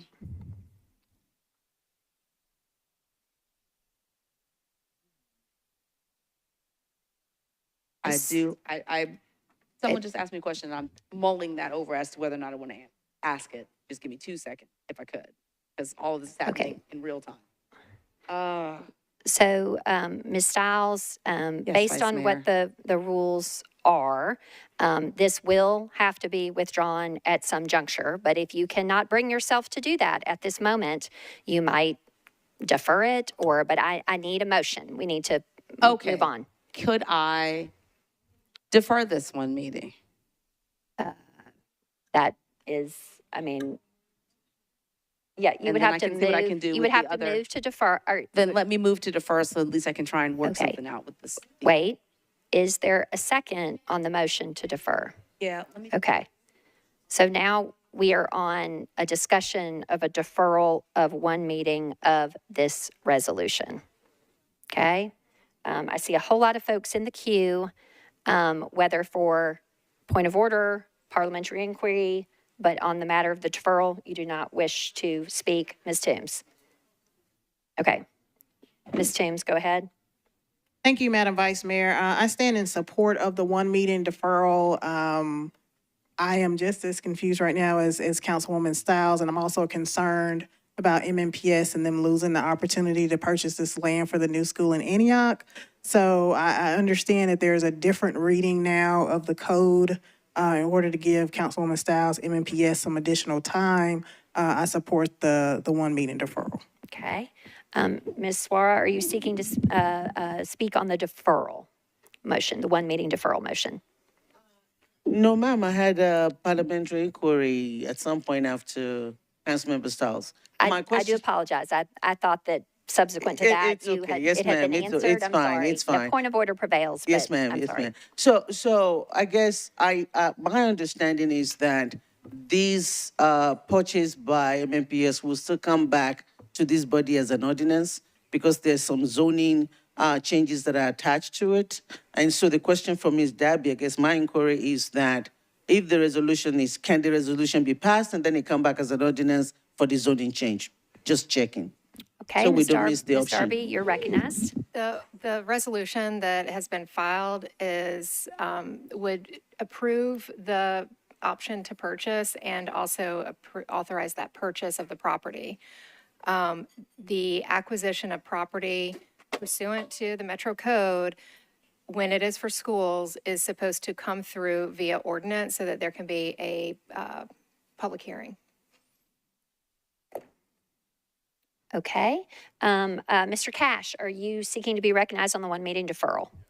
Okay. Yeah, it's kind of similar to Councilmember Toombs. I think there's some, at least on our part, some confusion, and we're getting kind of conflicting information about what's been happening in the past, and that there's something new, that a new interpretation, and I'm not saying what's right or what's wrong, but I think a one meeting deferral would be wise so that we can get answers to the questions that we're having. Okay. Ms. Evans, do you seek to be recognized on the motion to defer? Yes, ma'am. Okay. Council member. A point of order? Okay, go ahead, Ms. Lee, for a Just point of so I order. would be Please stand for a point of order. Oh, I'm sorry. Thank you, Madam Chair. Just so that I would be sure, what motion now is on the floor? There is a motion by Ms. Stiles for a one meeting deferral properly seconded. Yes, ma'am. Thank you. Okay, back to you, Ms. Evans. Thank you. I just wanted to support the deferral because I agree that we need some more information and I think some more context, and I would appreciate understanding more about this process because ultimately if it comes through again, I think we need to know on the front end that it needs to be ordinance and all that stuff. So I support the deferral. Okay. Ms. Evans Siegel, do you seek to be recognized on the deferral? Go ahead. Yes, I do. I think I support the deferral, but I do want to ask a question, which is if we were to approve a resolution which was brought by a department that thought that that was the right way to do it and has used that in the past, if we pass that resolution and then after we pass that resolution, Metro Legal determines that we actually needed a public hearing and an ordinance, then would the resolution just have no effect and we would refile as an ordinance for the next meeting? Or what would happen? I guess my question is if we pass the resolution, it could be fine, it could be not fine, but what's the effect if it's not fine? Okay. Ms. Darby, you're recognized to answer that question, please, ma'am. And I would also turn to Metro Legal to see if they have an opinion on this as well, but I would think that the resolution would have no effect because the council would not have the authority to pass this particular item via resolution. Back to you, Ms. Evans Siegel. Oh, I'm sorry. Go ahead. Oh, I'm sorry. I undid Thank your you. mic. Oh, yeah. Sorry. I am louder now. Yeah. And is there any harm if it has no effect? If we were to pass the resolution? Ms. Darby? I mean, the harm would be the potentially the expectation that they can move forward with the purchase. But I would think that it would have no binding effect. One more. Go ahead. Yep. Do we have an attorney here for the schools or somebody from the schools to speak about whether or not they believe that it can be done by resolution? I mean, Mr. Brom represents the school, but the administration, we can acknowledge the administration here to answer that question. Go ahead, Mr. Rosenberg, for the administration. You're recognized. Oh, I'm sorry, Ms. Amos. That's okay. You're behind a laptop, Ms. Amos, for Metro Legal. Ms. Amos, go ahead. So I think the safest route is to file it by ordinance. So all property members are aware of the transaction and, that they know that an elementary school is coming to this part of town. I understand that Councilmember Stiles has had community meetings and they may already be on notice. But I think legally, the safest route is to comply with what is in 2.240I of the Metro Code. Okay, Ms. Evans-Siegel, back to you regarding the deferral. I think I support the deferral Okay. then, since that is what my colleague wants. But I'm a little concerned that we've been doing it one way and now all of a sudden, after being brought and after not coming up in committee, that this is Understood and appreciated. Okay, Ms. Porterfield, you're recognized on the one meeting deferral.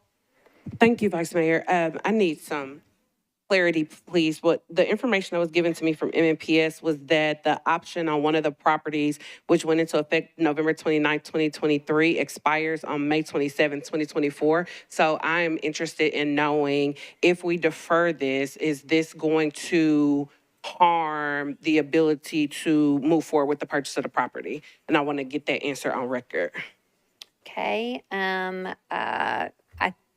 I'm going to address this to Metro Legal. Ms. Amos, are you prepared to answer that question? Go ahead. So I am aware that the option agreement expires at the end of May. I was not aware that it became an option in November.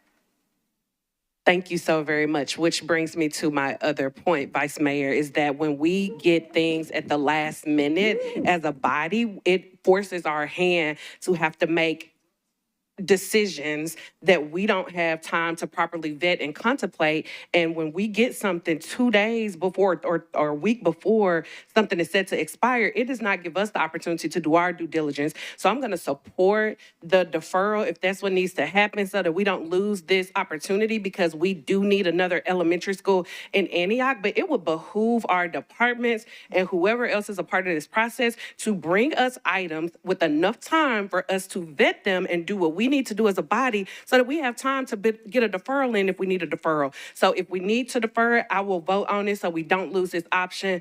But this is ridiculous. All right. Is anyone else seeking to be recognized on the one meeting deferral specifically? Mr. Nash, you're next, sir, in the queue regarding the deferral. I don't apologize. As the sponsor, had enough conversation with the potential sellers to know if there'd be an agreement just to renegotiate the option. So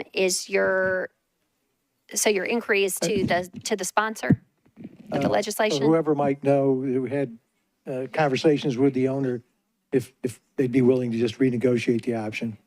Ms. Stiles, can you answer that question? As the primary sponsor, I'll go back to you. Thank you very much, Vice Mayor, and thank you very much, Councilmember Nash. That is exactly why I need to defer this, because I am familiar with all the parties that are involved, but it just came to my attention that this is expiring as of the 27th. Okay. So I need to have conversations with them to find out if they're willing to do an extension. So if we have to do our flippity gibbet thing in here and do something brand new, that they're on board with it and MNPS doesn't suffer as a result. I mean, that's the most important thing for me. Okay, does that answer your question, Mr. Nash? It does, thank you. Okay, Mr. Harrell, do you seek to be recognized on the deferral motion, sir? I just want to stand and rise in support of Councilmember Stiles, being that I'm also a council member of Antioch, and this is something that's well needed, so I do support the deferral. Okay, Ms. Benedict on the deferral? Okay, you're recognized. Thank you, Vice Mayor. So I will support what the sponsor wants, but I do think that it's important to say that, go back to the point that if this were to pass tonight, then things could continue, right? So May 27th. So I'd be supportive if the sponsor wanted to go ahead and move forward with approval of the resolution rather than a deferral. And if there's some legal challenge or concern as the result of that, that can be sussed out. I want to recognize or just call out for this body that Metro Legal is a great resource for us, but they're here to give us advice from the administration. They're not representing our body. They're not here to give us legal counsel. We have legal counsel for that. So I would suggest that We listen to what our legal counsel tells us and make a decision based on that. And so I'm supportive of what the sponsor wants if she wants the deferral, but I would also be supportive if she wanted to proceed with the resolution tonight just on passage. Thank you. Mr. Huffman on the deferral, sir? Go ahead. Thank you, Vice Mayor. Yeah, I rise in support of the deferral. Wasn't going to speak up, but I'm seeing so many inconsistencies, and it's not from the body. The body is pretty united on this. This is why people don't trust government. Thank you. Okay, Mr. Huffman. Seeing no one else seeking to be recognized on the motion to defer one meeting that was properly seconded, we will move to the vote for the one meeting deferral. All in favor, please say aye. Any voting no? Any abstaining? Okay, Ms. Porterfield, you'll be recorded as an abstention on the one meeting deferral. Okay, so this matter is deferred one meeting, and I would ask that in the meantime, we get some research together and be prepared for next meeting so that the body can take this up at the time. Okay. All right, moving on to agenda item 24, resolution 2024-460. This is sponsors Stiles, Porterfield, Welsh, and Swara, a resolution approving a grant contract between the Metropolitan Government of Nashville and Davidson County and Celebrate Nashville, a 501c3 organization to provide cultural event management services. Chair Stiles, you are recognized. Thank you very much, Vice Mayor. I do need to defer this item, actually one meeting. Okay. Let's see. Can we get your committee reports? Okay, so you have your own committee report. I presume that supports a one meeting deferral. Well, what happened is it passed 7-0, was not aware of this deferral until after we had the committee meeting. Okay, that's fine. So your committee voted to recommend passage. And then Chair Porterfield on the Budget and Finance Committee, please, ma'am. Thank you, Vice Mayor. Budget and Finance voted 13 in favor, 0 against, 0 abstaining for approval. Also for approval. Okay. All right. That's fine. It's back to you, Ms. Stiles, for your motion. Yes, I would like to move to defer this for one meeting, please. Okay, there's a motion to defer one meeting. Is there a second? Okay, properly moved and seconded. Is there any discussion on the one meeting deferral? Seeing none, all in favor of one meeting deferral, please say aye. Any voting no? Any abstaining? Okay, this resolution is deferred one meeting.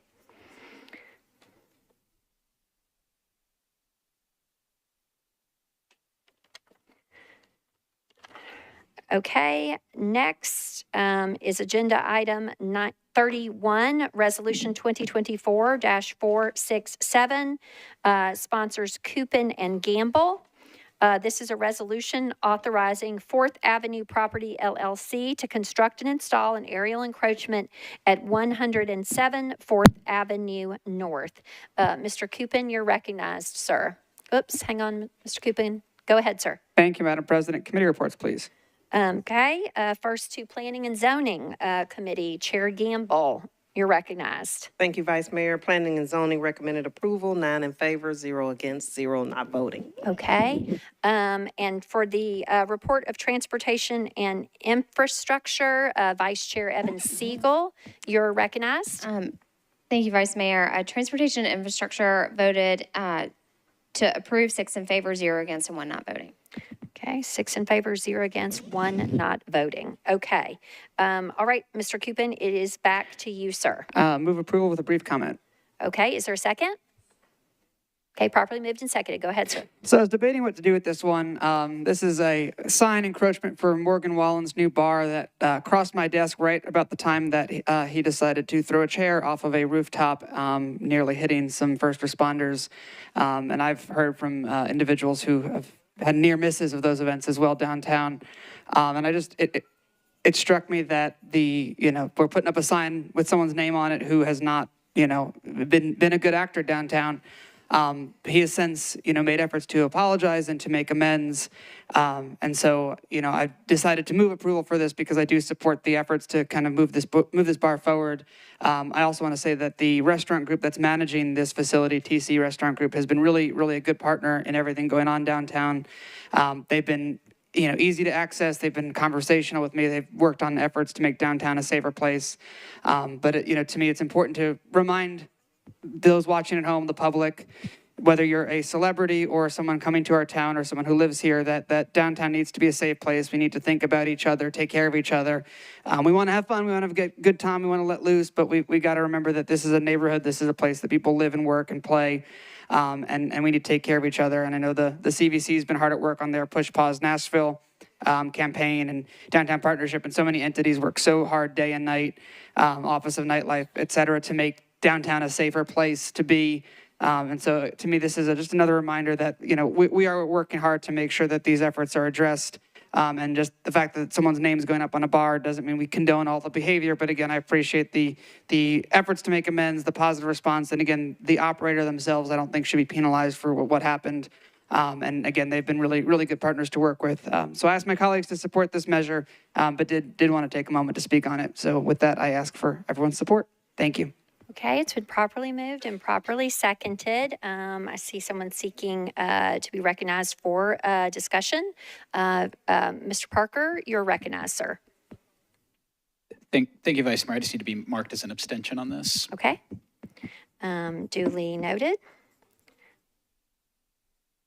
Is anyone else seeking to be recognized on discussion on this matter? Ms. Porterfield, you're recognized. Thank you, Vice Mayor. I just wanted some clarity. Is this the same Morgan Wallen that got in trouble for making racist comments and using the N-word and got in trouble about that, and there was a lot of controversy around it? I just want to see if this is the same Morgan Wallen that we're about to support. To whom are you addressing that question? I don't know. Do I need to send that to legal? Oh, I can address it to the sponsor. Thank you, Vice Mayor. Mr. Cupin? Thank you for that question. Yes, the very same. And again, I think that I thought long and hard about what to do with this one, and decided that because there's a third-party group operating this and they've been good partners and worked hard in downtown, that I was not going to get in the way of their efforts to own and operate a business. But I also felt like I could not let this individual just slide through quietly. Again, thinking to the things that he has said and done. I worked very hard on an award show a number of years ago that were some problems arose because of that as well. So this felt to me like a good middle ground for that situation. But yes, that part of why I want to speak out is because of those negative actions on his part.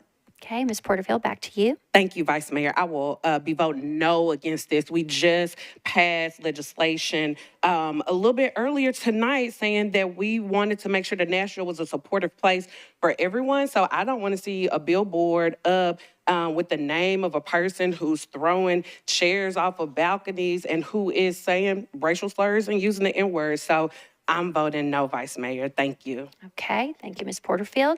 Ms. Gadd, you're recognized. Thank you so much, Madam Speaker, and thank you to Councilman Member Cupin. You could have not mentioned any of this and moved forward, so I'm truly grateful to you to recognizing and making sure we're all aware of this, of what we're voting on tonight. So thank you for that. Also, thank you for your work. I know the work is never easy in anyone's district, and it probably takes a special person to be a downtown representative, so thank you so much. But with that, I will also be voting no. And the reason I'm voting no is for the same reasons that was lifted. Just because someone who continues to get second chances, I think the third-party operator needs to be surely they don't need any reminder about his racist comments using the N-word, his pledge to the NAACP for funding, and then him never fulfilling that commitment. Mr. Wallen has also received many more opportunities since then, and he'll receive one through other operators, but I can't with a good conscience support this because of that. But I do thank you for making sure that we have the ability to know that. Thank you so much, Councilman Cooper. Okay, thank you, Ms. Gadd. Is anyone else seeking to be recognized on this resolution? Okay, Ms. Kimbrough, I apologize. Go ahead, please, ma'am. Thank you, Vice Mayor. And I know and understand the importance of allegations versus conviction, but I do want to say that I do stand with our police officers who he was accused of who he almost hit with the chair that he threw. And on their behalf, I just, at this time, cannot support that, in addition to everything that Ms. Porterfield said. Thank you, Ms. Kimbrough. Mr. Huffman, you're recognized, sir. Thank you, Vice Mayor. I rise to oppose this. Number one, Mr. Wallen is a fellow East Tennessean. He gives all of us a bad name. His comments are hateful. His actions are harmful, and you don't belong in this town as far as I'm concerned. I'm tired of this city bending over to just make anybody happy that makes a comment that they want to. We continue to go down this road. I encourage my colleagues to vote against this. Okay, Ms. Lee, you're recognized, ma'am. Thank you, Madam Vice Chair. I understand that there was a third party dealing with this, but as I'm listening to the conversation, I am thinking that maybe if other entities speak up and say no, that will help folks who are doing these harmful actions think twice about the actions if they know that there's not going to be a third party that's going to say, well, we don't like what you did, but we want this, so we're going to take it. So I will also be voting no on this. Thank you, Madam Chair. Thank you, Ms. Lee. Anyone? Ms. Weiner, you're recognized. I'll make this brief. I don't know how we stand here and file resolutions that speak to inclusion and respect for other people. And out of respect for everybody in this room and everybody in this city, I have to vote no. Thank you, Ms. Weiner. Is anyone else seeking to be recognized on this matter for discussion? There is a motion to approve. It's properly seconded, and we will be on the boards. Seeing no further discussion. Mr. Clerk, will you please open the machine?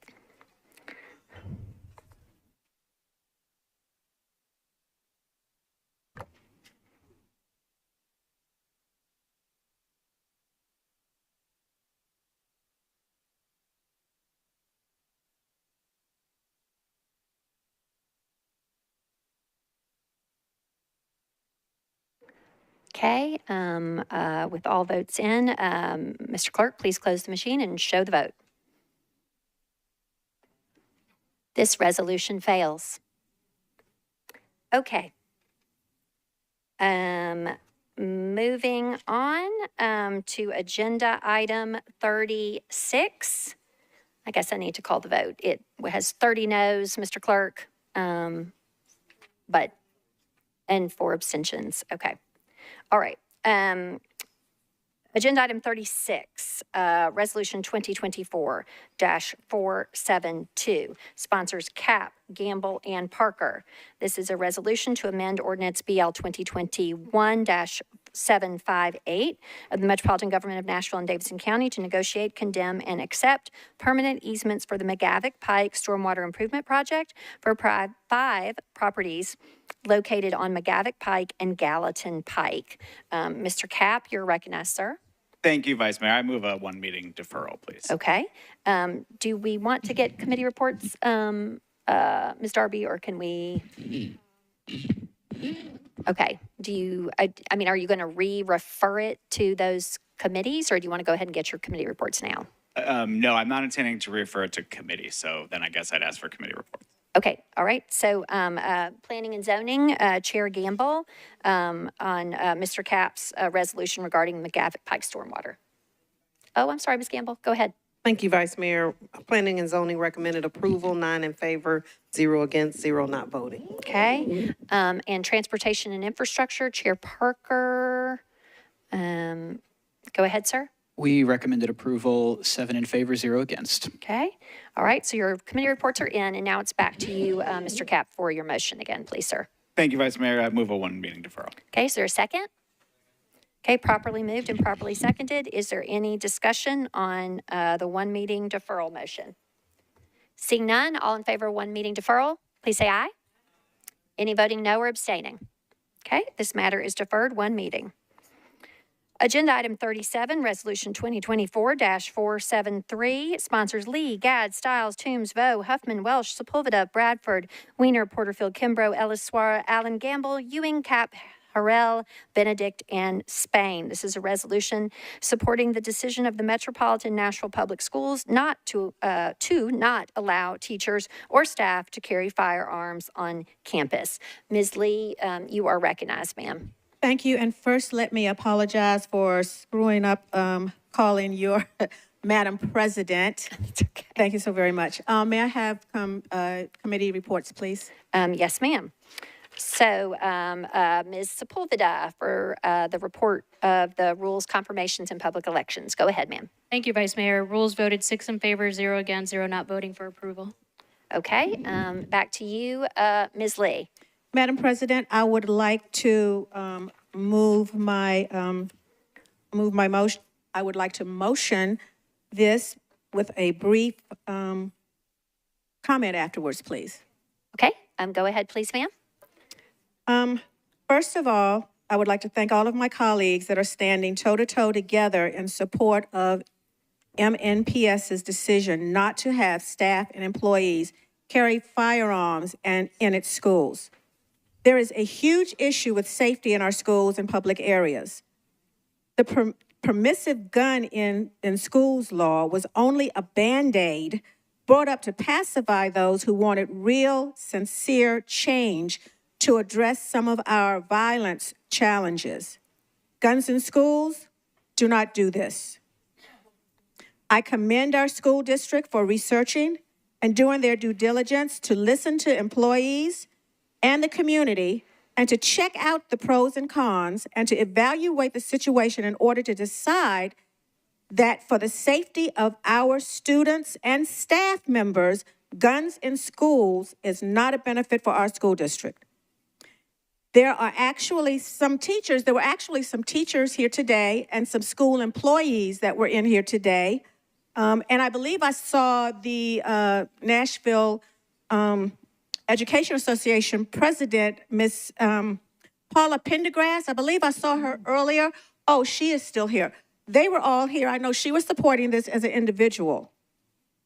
And I would also like to say, by the way, in case you did not know, out of all of the districts in Tennessee, only 4 school districts have not put out a public statement saying that they were not going to support this. And out of the 4 who put that out, 2 of them already said that they weren't going to do it. They just didn't put out a public statement. And then out of the other 2, they just have not done anything yet. So I think seeing that, we can conclude that that is not good for our communities, for our students who we are so trying to protect, or for our school districts. The employees, single school districts, the employees, the councils, the commissions have all chosen not to do this. And I think that speaks volumes. And Madam President, if I may have just a few minutes more to give the rest of my time to my co-sponsor, Council Lady Gadd. Sure. Will you allow? Thank you, That's fine. ma'am. I mean, she can be recognized for discussion Thank you, if she ma'am. wants to speak, but go ahead, Ms. Gadd. Well, with this remaining time, thank you so much to Councilmember Lee for her leadership on this, and thank you for making sure that we address this, and then I will speak a little bit more in the queue too, but thank you so much, Councilmember Lee. Okay, Ms. Gadd. Okay, Ms. Suara, you're recognized. So there is a motion to approve that's properly seconded. Thank you, Vice Mayor, and I thank the sponsors of this resolution and everyone that co-sponsored it. I rise in support of it, but I also wanted to take the opportunity to actually commend some of our students that actually came and spoke against this. And I want to lift up Councilmember Porterfield's daughter, Janaya.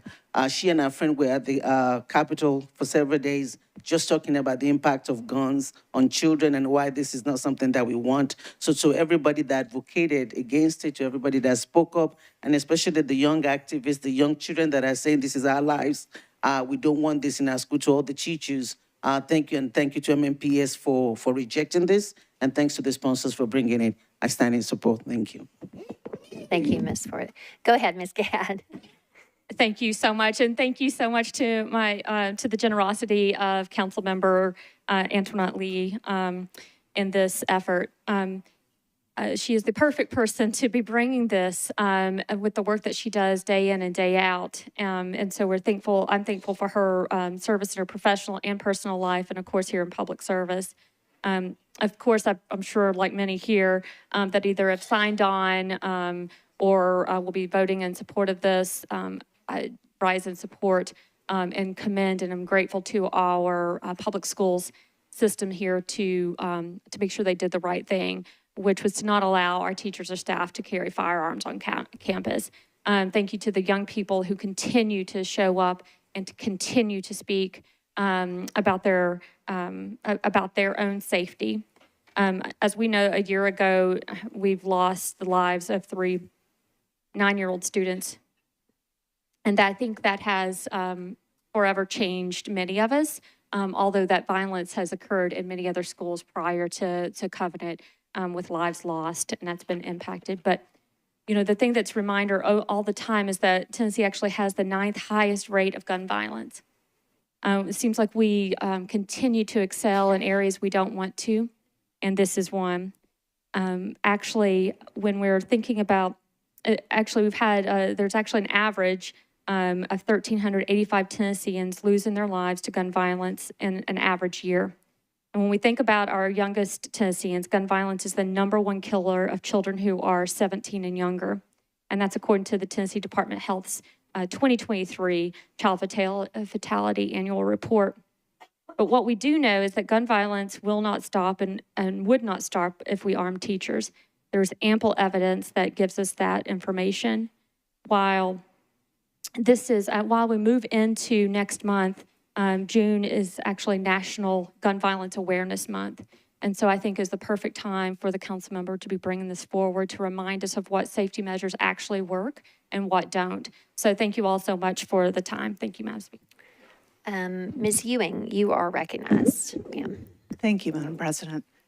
A little while ago, I filed a motion to mark the anniversary of the Covenant shooting. And at the time, I talked quite a lot about the fact that we do have a gun problem in this country. I want to thank Councilmember Lee for bringing this resolution to the floor. We do have a gun problem, but arming teachers in our public schools is not the answer to that problem. So I'm fully in support of this. Thank you. Thank you, Ms. Ewing. Seeing no one else seeking to be recognized, would you like to be recognized again, Ms. Lee?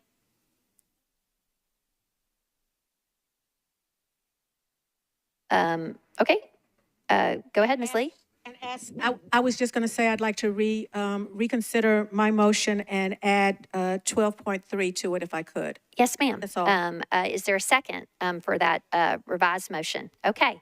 So what is before us is a motion to approve with Rule 12.3 applied such that all voting in the affirmative will be listed as co-sponsors on this legislation. Okay. All in favor, please say aye. Aye. Any voting no or abstaining? Okay, Mr. Eastlick is abstaining and Ms. Webb is abstaining. Okay. All right. Okay, moving on, agenda item 38, resolution 2024-474, sponsors Webb, Ellis, Hancock, Stiles, Benton, Gamble, Eastlick, and Kimbrough.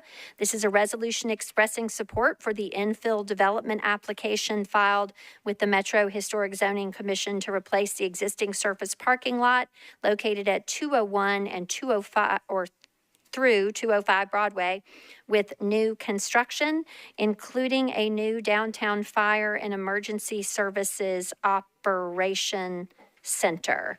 Ms. Webb, you are recognized, ma'am. I would like to do a one meeting deferral.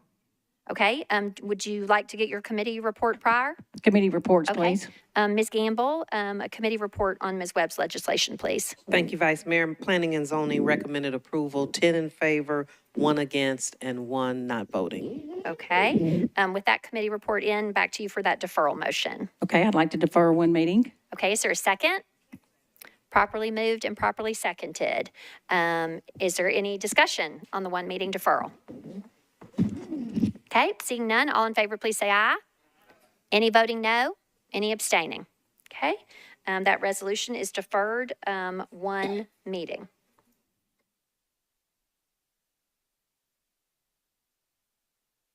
Okay, agenda item 39, resolution 2024-475, sponsors Coopin, Gadd, Huffman, Hill, Bradford, Parker, Gregg, Weiner, Nash, Stiles, Suara, Benton, Ellis, Ewing, Sepulveda, Cap, Evan Siegel, Porterfield, Spain, Welsh, and Benedict. This is a resolution recognizing May 2024 as Jewish American Heritage Month. Mr. Coopin, you're recognized, sir. Thank you, Madam President. Committee reports, please. Okay, Chair Sepulveda, you're recognized. Thank you, Vice Mayor. Rules voted to approve, 6 in favor, 0 against, 0 not voting. Okay, thank you. Back to you, Mr. Coopin. Thank you. Would like to move approval with a brief comment. Okay, sir, go ahead. Is there a second? Okay, go ahead. Thank you, Madam President. So when campaigning for City Council, one of the things, well, while I also wanted to represent, of course, District 19, I also wanted to represent the Jewish community of Nashville as an additional Jewish voice here on our council. Little did I know just what that would mean.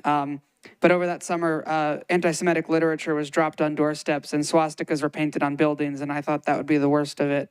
And then, of course, you know, October 7th happened, and I'm not here to talk about the overseas situation. I know that we've had a lot of tenseness and frustration and stress about what's going on over there, but I want to speak about what's happening here.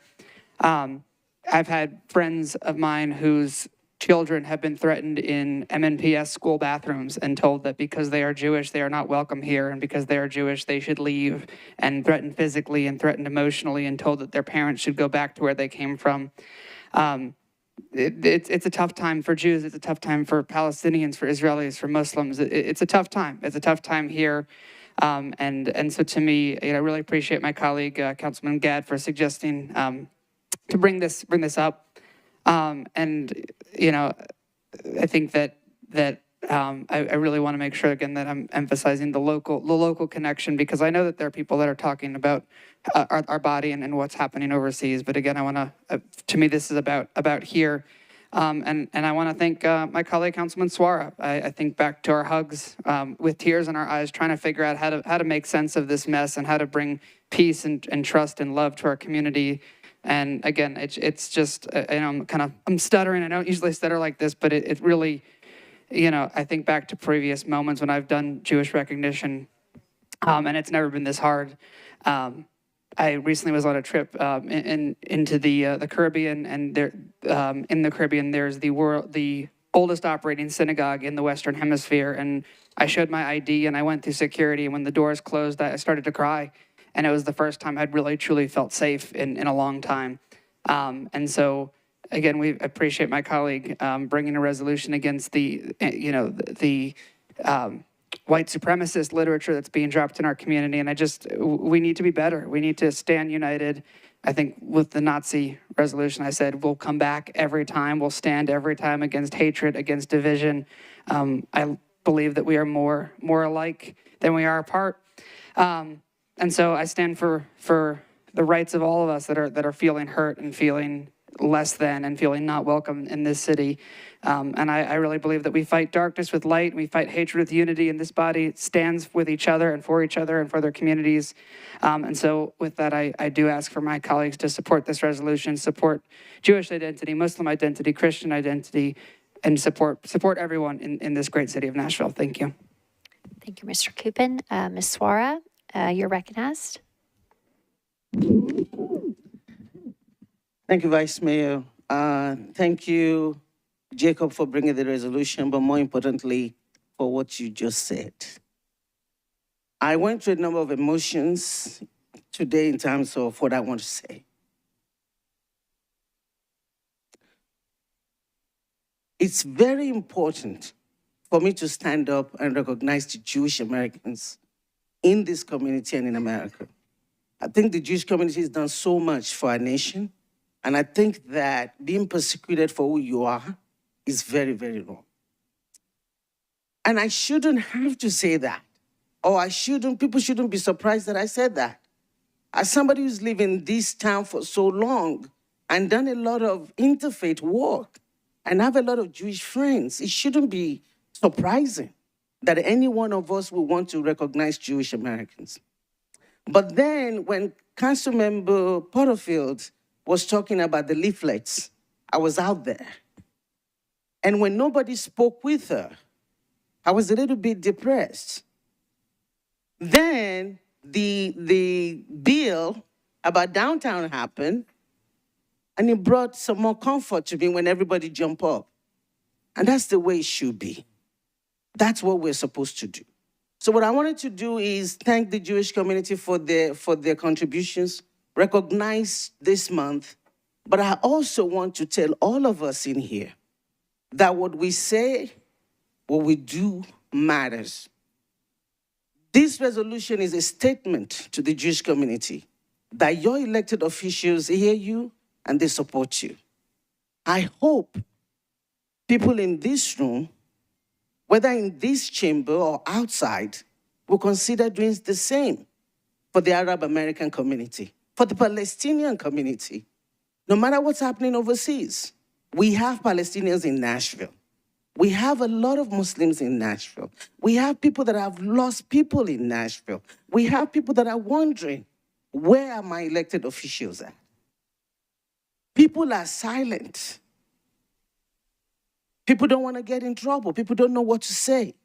But that silence to somebody, it means a lot. I will continue to be me. I will continue to represent everyone.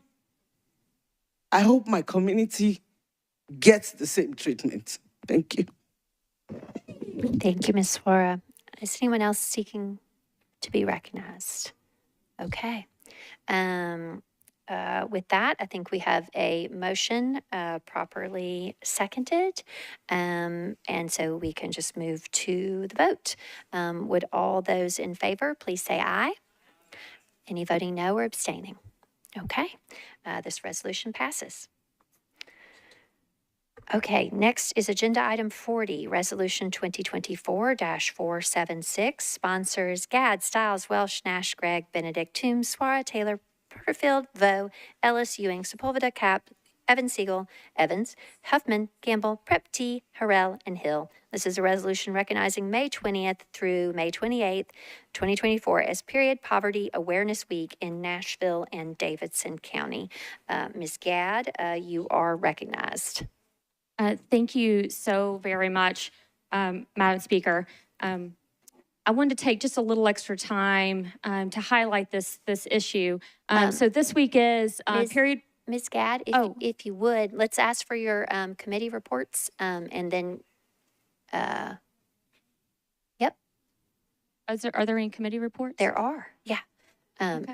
It's okay. Ms. Sepulveda, go ahead. Thank you, Vice Mayor. Rules voted to approve, 6 in favor, 0 against, 0 not voting.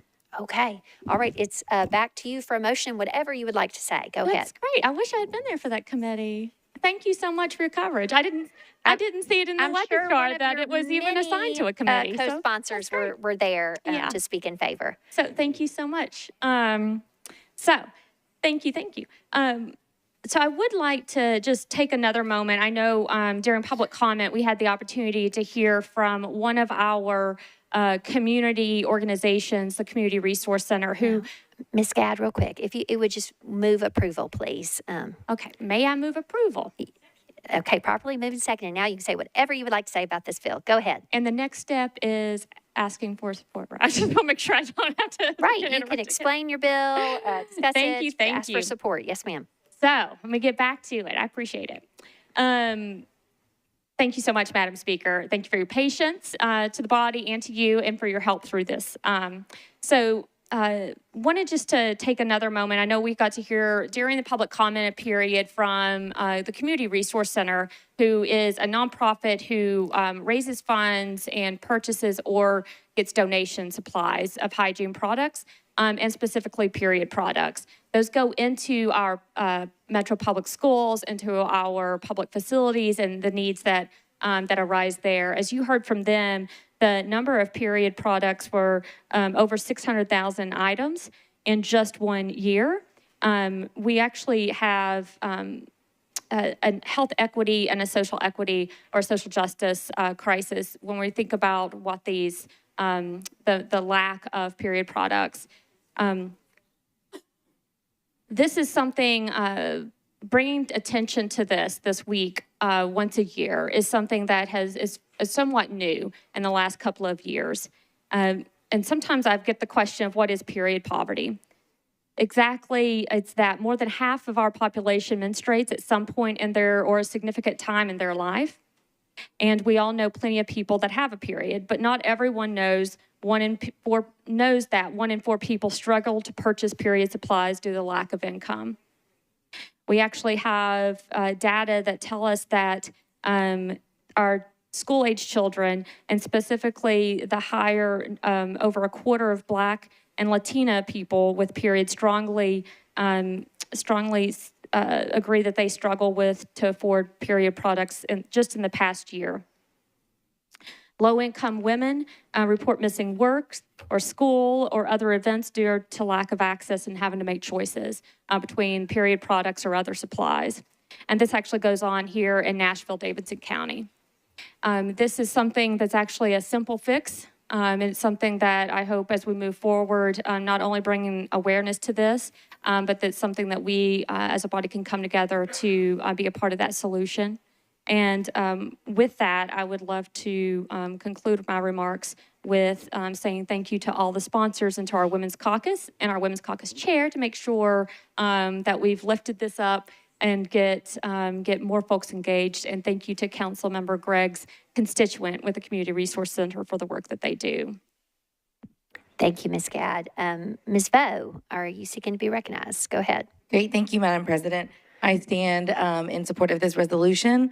I think it's really important to talk about Period Poverty Awareness Week because it's shedding light on the significant issue of menstrual hygiene inequity, where, like Councilmember Gadd already said, that access to menstrual products are due to financial constraints. So I'm really proud to stand with everyone who sponsored this so that we can address and bring awareness to the challenges faced by those who menstruate and advocate for solutions. And I'm really proud that as a community, our goal is to provide more than 1 million period supplies, for access in 2024.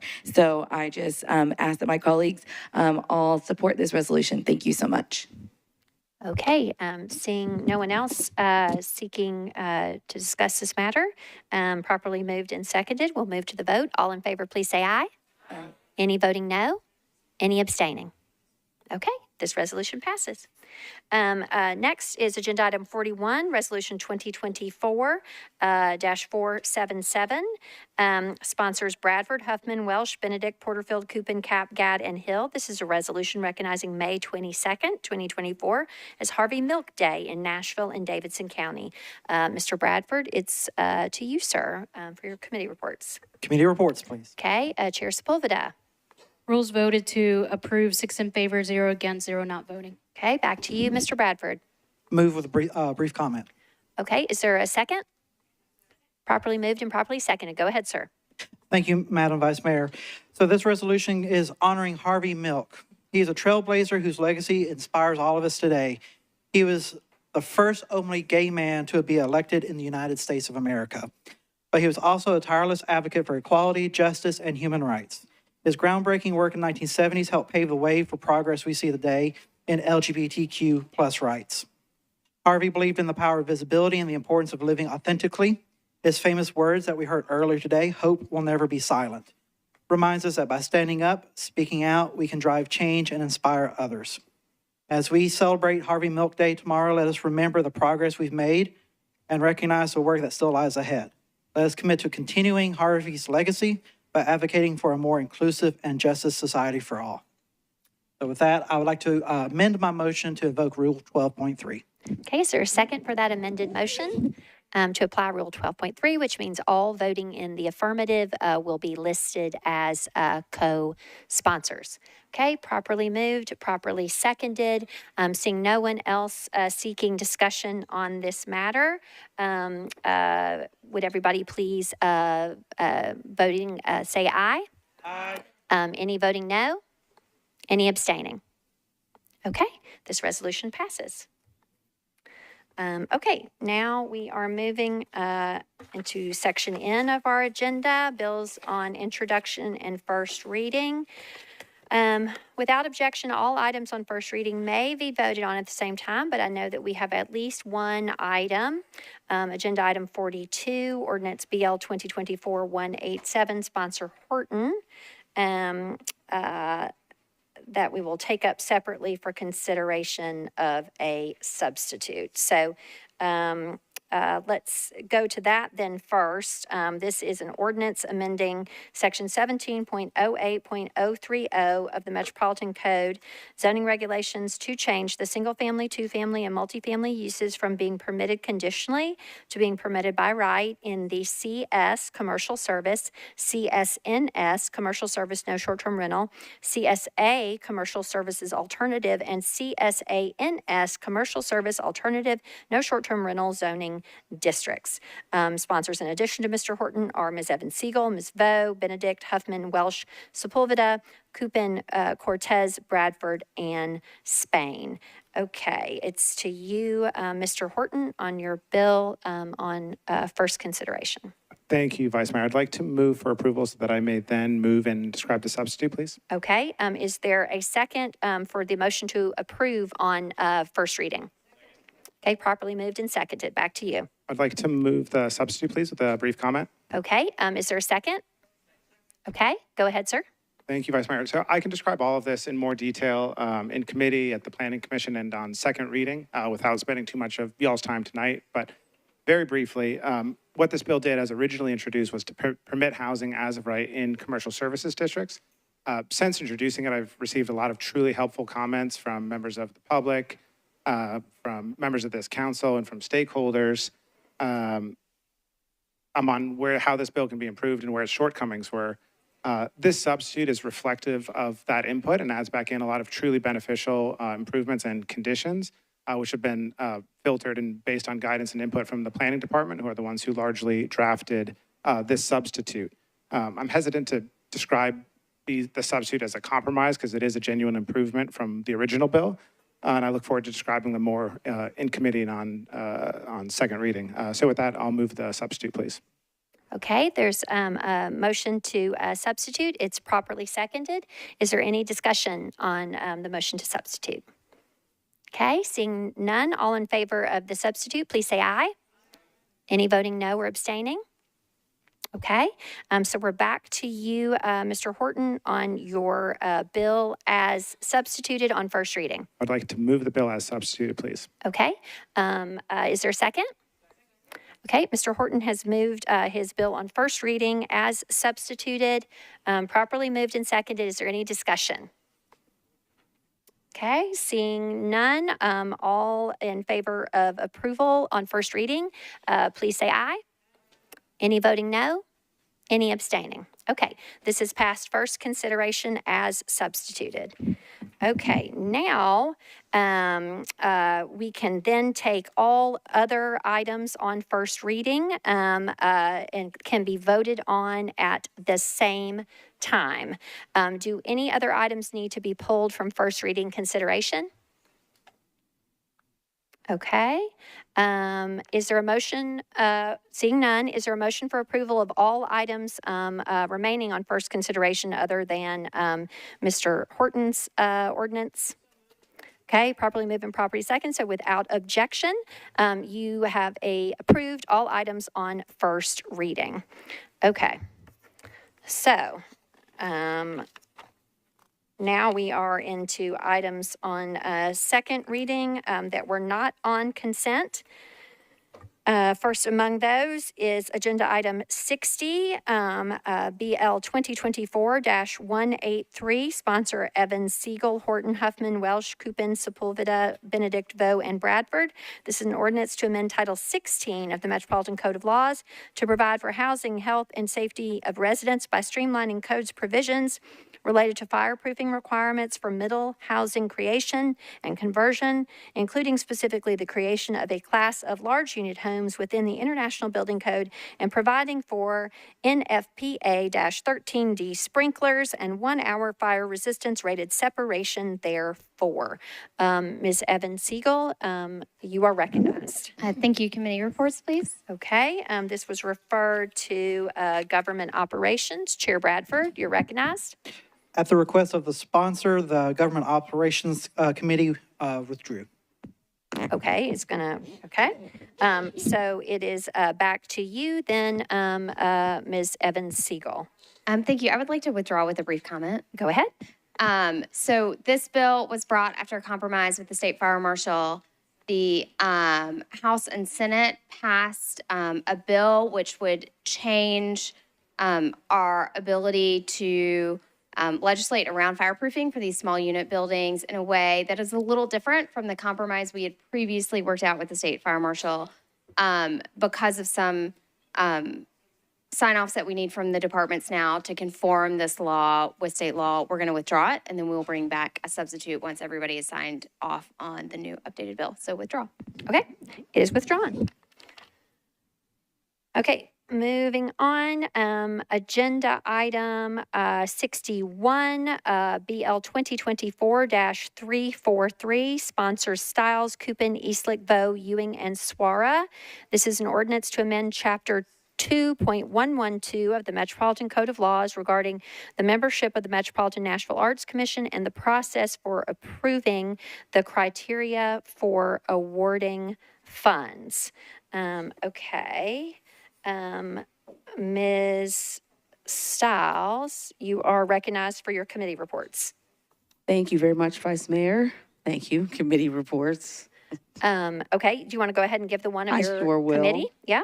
So we had 7 in favor, 0 against, and that was the bill with the amendment from Council Member Allen. Okay. And I just became aware that it went a different way in the Budget Committee, so. Okay, we'll hear about that next in the report of the Budget Committee. Go ahead, Chair Porterfield. Thank you, Vice Mayor. Budget and Finance voted 13 in favor, 0 against, 0 not voting for a 1 meeting deferral of the bill not amended. We did not take up the amendment. Okay, got it. 1 meeting deferral. And Ms. Sepulveda for the report of the Rules Committee, please. Rules voted to defer 1 meeting, 6 in favor, 0 against, 0 not voting. Okay, with those committee reports in, that is a deferral by Rule 8. No vote required. Okay. Okay, that item is deferred 1 meeting. Okay, next is agenda item 62, BL 2024-344, sponsor Stiles, Coupin, Eastlick, Vo, Ewing, and Welsh. This is an ordinance to amend section 2.14.030 of the Metropolitan Code regarding the selection of members to the Nashville Music, Film, and Entertainment Commission. It's to you, Chair Stiles, sponsor Stiles, for committee reports, please. Thank you very much. Arts, Parks, Libraries, and Entertainment voted 7 in favor, 0 against. Okay. And other committee reports. Chair Sepulveda, go ahead. Thank you, Vice Mayor. Rules voted to defer 1 meeting, 6 in favor, 0 against, 0 not voting. Okay, 6 in favor, 0 against, 1 not voting for a 1 meeting. 0 not voting. 0 not voting for a 1 meeting deferral. Okay. Already, given that, per Rule 8, that is a mandatory deferral by rule. It requires no vote. So that item as well is deferred 1 meeting. Okay. Okay, moving on to agenda item 65, BL 2024-349, sponsors Spain, Gamble, and Parker. This is an ordinance to amend the Geographic Information System Street and Alley Centerline layer for the Metropolitan Government of Nashville and Davidson County by renaming 4 disconnected segments of Old Harding Pike. Mr. Spain, it's to you, sir. Thank you, Madam President. Committee reports, please. Okay. First, Chair Gamble for the report of the Planning and Zoning Committee, please, ma'am. Thank you, Vice Mayor. Planning and Zoning recommended approval for deferral to July 2nd, 10 in favor, 0 against, 0 not voting. Okay, a deferral to the meeting of July 2nd. Got it. Chair Parker for the report of Transportation and Infrastructure. Thank you, Vice Mayor. We considered an amendment from the sponsor, recommended approval of that amendment, 7 in favor, 0 against. And then at the sponsor's request, we considered a deferral to July 2nd, recommended in favor of that, 7 in favor, 0 against. Okay, so you voted to recommend the substitute and then the deferral as well to July 2nd. Ms. Gamble, may I go back to you, ma'am? Did you take up the substitute in committee? Yes, I should have said recommended as amended. We did approve the amendment, 10 in favor, 0 against. Okay. And then recommended the deferral at the request of the sponsor. And just to clarify, the substitute, right? Yep. Well, saying amendment, but yes. Okay. Got it. Yes, ma'am. Thank you so much. Thank you for the clarification. Okay. Let's see. So it is back to you, Mr. Spain, for a motion. Thank you, Madam President. I will move approval for the purpose of bringing up the substitute. Okay. Is there a second for the motion to approve? Okay. So it's properly before us. So now it's back to you, Mr. Spain, on your substitute. Thank you. I will move the substitute which corrects an error in the bill's caption. Okay. Sounds like a housekeeping substitute then. Is there a second on the substitute? Okay, properly moved and properly seconded. Any discussion on the motion to substitute? Okay, seeing none, all in favor of the substitute, please say aye.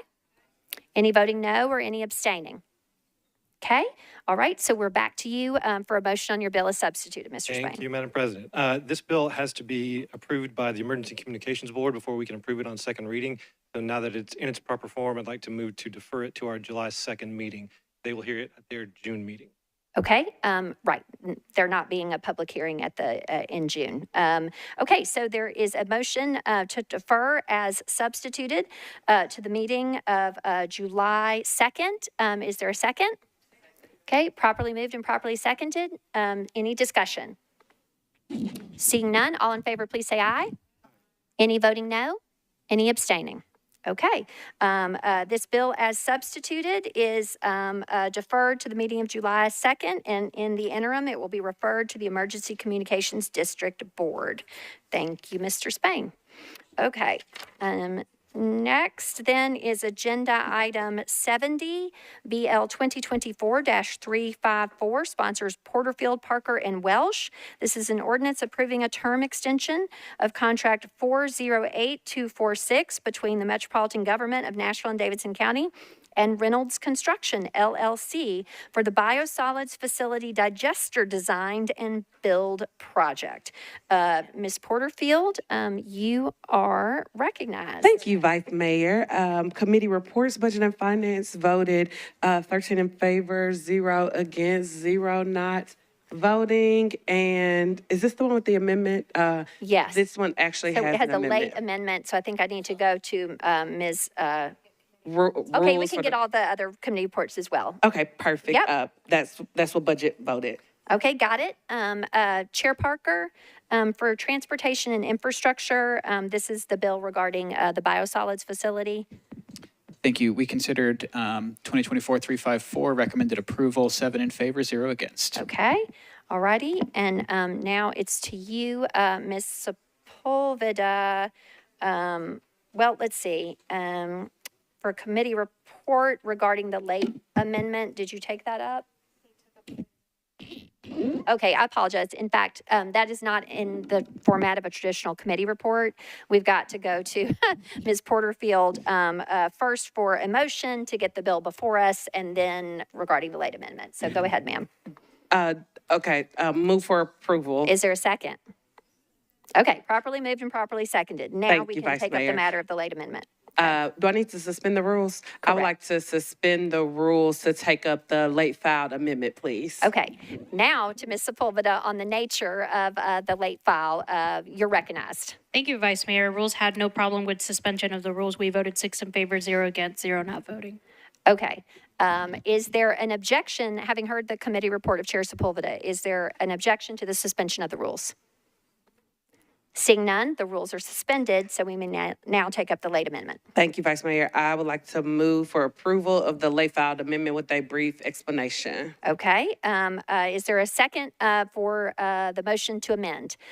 Seconded. Go ahead for your explanation. Thank you, Vice Mayor. The legislation was actually timely filed. There was a technical error with one sheet not being uploaded to the rest of the legislation. So the late filed amendment is just allowing that one sheet to be uploaded with the rest of the legislation. So with that, I ask for support and approval. Okay, so that's regarding the amendment. Is there any discussion?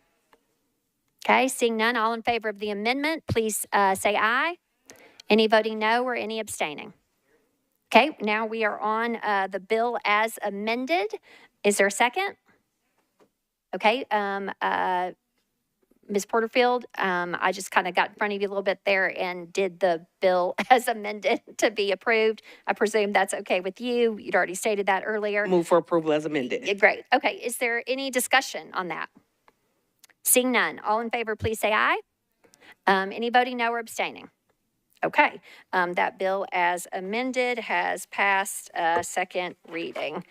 Okay, agenda item 71, BL 2024-355, sponsors Porterfield and Parker. This is an ordinance granting the purchasing agent the authority to extend the term of contract number 459172 between the Metropolitan Government of Nashville and Davidson County through the Department of Water and Sewerage Services and CDM Smith. And so it is to you now, Chair Porterfield, for committee reports. Thank you, Vice Mayor. Committee reports, Budget and Finance voted 13 in favor, 0 against, 0 not voting with an approval. Okay, and did you take up the amendment? We did not take up the amendment. Because that's going to be, Late got it. Mr. Parker, to you for a committee report, Transportation Infrastructure. Transportation and Infrastructure recommended approval, 7 in favor, 0 against. Okay, 7 in favor and 0 against. Okay, with that, let's get the bill before us, Ms. Porterfield, prior to amending it potentially. Thank you, Vice Mayor. Move for approval. Okay, is there a second? Okay, properly moved and properly seconded. And now I see, Ms. Porterfield, that you have a late amendment. And so would you like to move to suspend the rules? I would like to move to suspend the rules, Vice Mayor. Okay, and Ms. Sepulveda, a committee report from your committee, please, on the nature of the rule suspension in the late file. Thank you, Vice Mayor. Rules had no problem with suspension of the rules. We voted 6 in favor, 0 against, 0 not voting. Okay. Is there any objection to the suspension of the rules? Okay, seeing none, the rules are suspended so that we can take up this late amendment. Go ahead. Thank you, Vice Mayor. I would like to move for approval of the late filed amendment with a brief explanation. Okay, is there a second? Properly moved and seconded. Go ahead to explain the amendment. Same as the previous one, there was just a technical error or glitch and one sheet was not uploaded. So the late filed amendment is just uploading that sheet that was missing. Okay. And with that, I would like to move for approval. Okay. Did we already Of vote the for late the filed amendment? amendment. Did we already approve the amendment? We haven't approved the amendment yet. Okay. Have we? No. I'm losing track, y'all. All right. We have heard an explanation of the amendment. It has been seconded, moved and seconded. Is there any discussion on the amendment? Okay. Seeing none, all in favor of the amendment, please say aye. Okay. Any voting no or any abstaining? Okay. Now we are back to you on your bill as amended. Thank you, Vice Mayor. Move for approval. Okay. Properly moved and properly seconded. Any discussion on the bill as amended? Seeing none, all in favor, please say aye. Any voting no, any abstaining? Okay, you have passed this bill on second reading. Okay.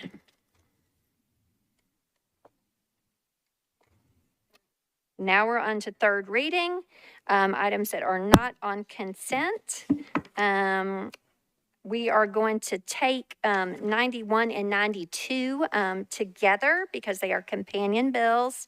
BL 2024 271 and 272. Sponsor Toombs. These are ordinances to amend Title 17 of the Metropolitan Code of Laws, the zoning ordinance of the Metropolitan Government of Nashville and Davidson County by changing from CS to SP zoning for property located at 316 Homestead Road, approximately 240 feet north of South Ridge Drive, 1.56 acres, to permit 23 multifamily residential units, all of which is described herein. And again, it's companion legislation 272 about the same parcel and property, but this proposed ordinance requires certain materials to be restricted in the construction of buildings. Ms. Toombs, you are recognized. Thank you, Madam Vice Mayor. I move for a one-meeting deferral for both. Okay. There is a motion to defer both bills 271 and 272 on third reading. Is there a second? Okay, properly moved and seconded. Is there any discussion on the deferral motion? Seeing none, all in favor of the one meeting deferral for both these bills, please say aye. Any voting no, any abstaining? Okay, these items are both deferred one meeting. Okay, next, again, sponsor Toombs, two bills that are companions to each other, BL 2024-317 and BL 2024-318, agenda items 96 and 97. These are ordinances to amend Title 17 of the Metropolitan Code of Laws, the zoning ordinance of the Metropolitan Government of Nashville and Davidson County, by changing from RS10 to SP zoning for properties located at 2840 and 2842 Buena Vista Pike, approximately 58 feet east of Mike Shields Court, 3.53 acres, to permit 43 multifamily residential units, all of which is described herein, and the companion bill 318, which requires certain materials to be restricted in the construction of buildings. Ms. Toombs, you're recognized. Thank you, Madam Vice Mayor. Committee report. Okay, let's see. Ms. Gamble, you are recognized for a committee report. Thank you, Vice Mayor. Planning and Zoning recommended approval of 316 and 317, 9 in favor, 0 against. Okay, just to clarify, is that 317 and 318, Ms. Gamble? Yes, 317 and 318. Thank you. Got it. Thank you. Okay, so it's back to you, Ms. Toombs, for a motion. Thank you. Move for a one-meeting deferral for both. Okay, is there a second? Okay, there is a motion to approve, or rather to defer one meeting, both ordinance 317 and 318 by Ms. Toombs, properly seconded. Is there any discussion on this one meeting deferral? Okay, seeing none, all in favor, please say aye. Any voting no? Any abstaining? No. Okay, that is deferred one meeting. With that, I believe we have concluded our agenda. Our next council meeting will be on Tuesday, June the 4th. In the meantime, we'll have operational budget hearings resuming tomorrow evening. You could please refer to your budget calendar for upcoming work sessions and wish list deadlines. Is that sufficient, Chair Porterfield? Okay, with that, is there a motion to adjourn? Okay, we are adjourned.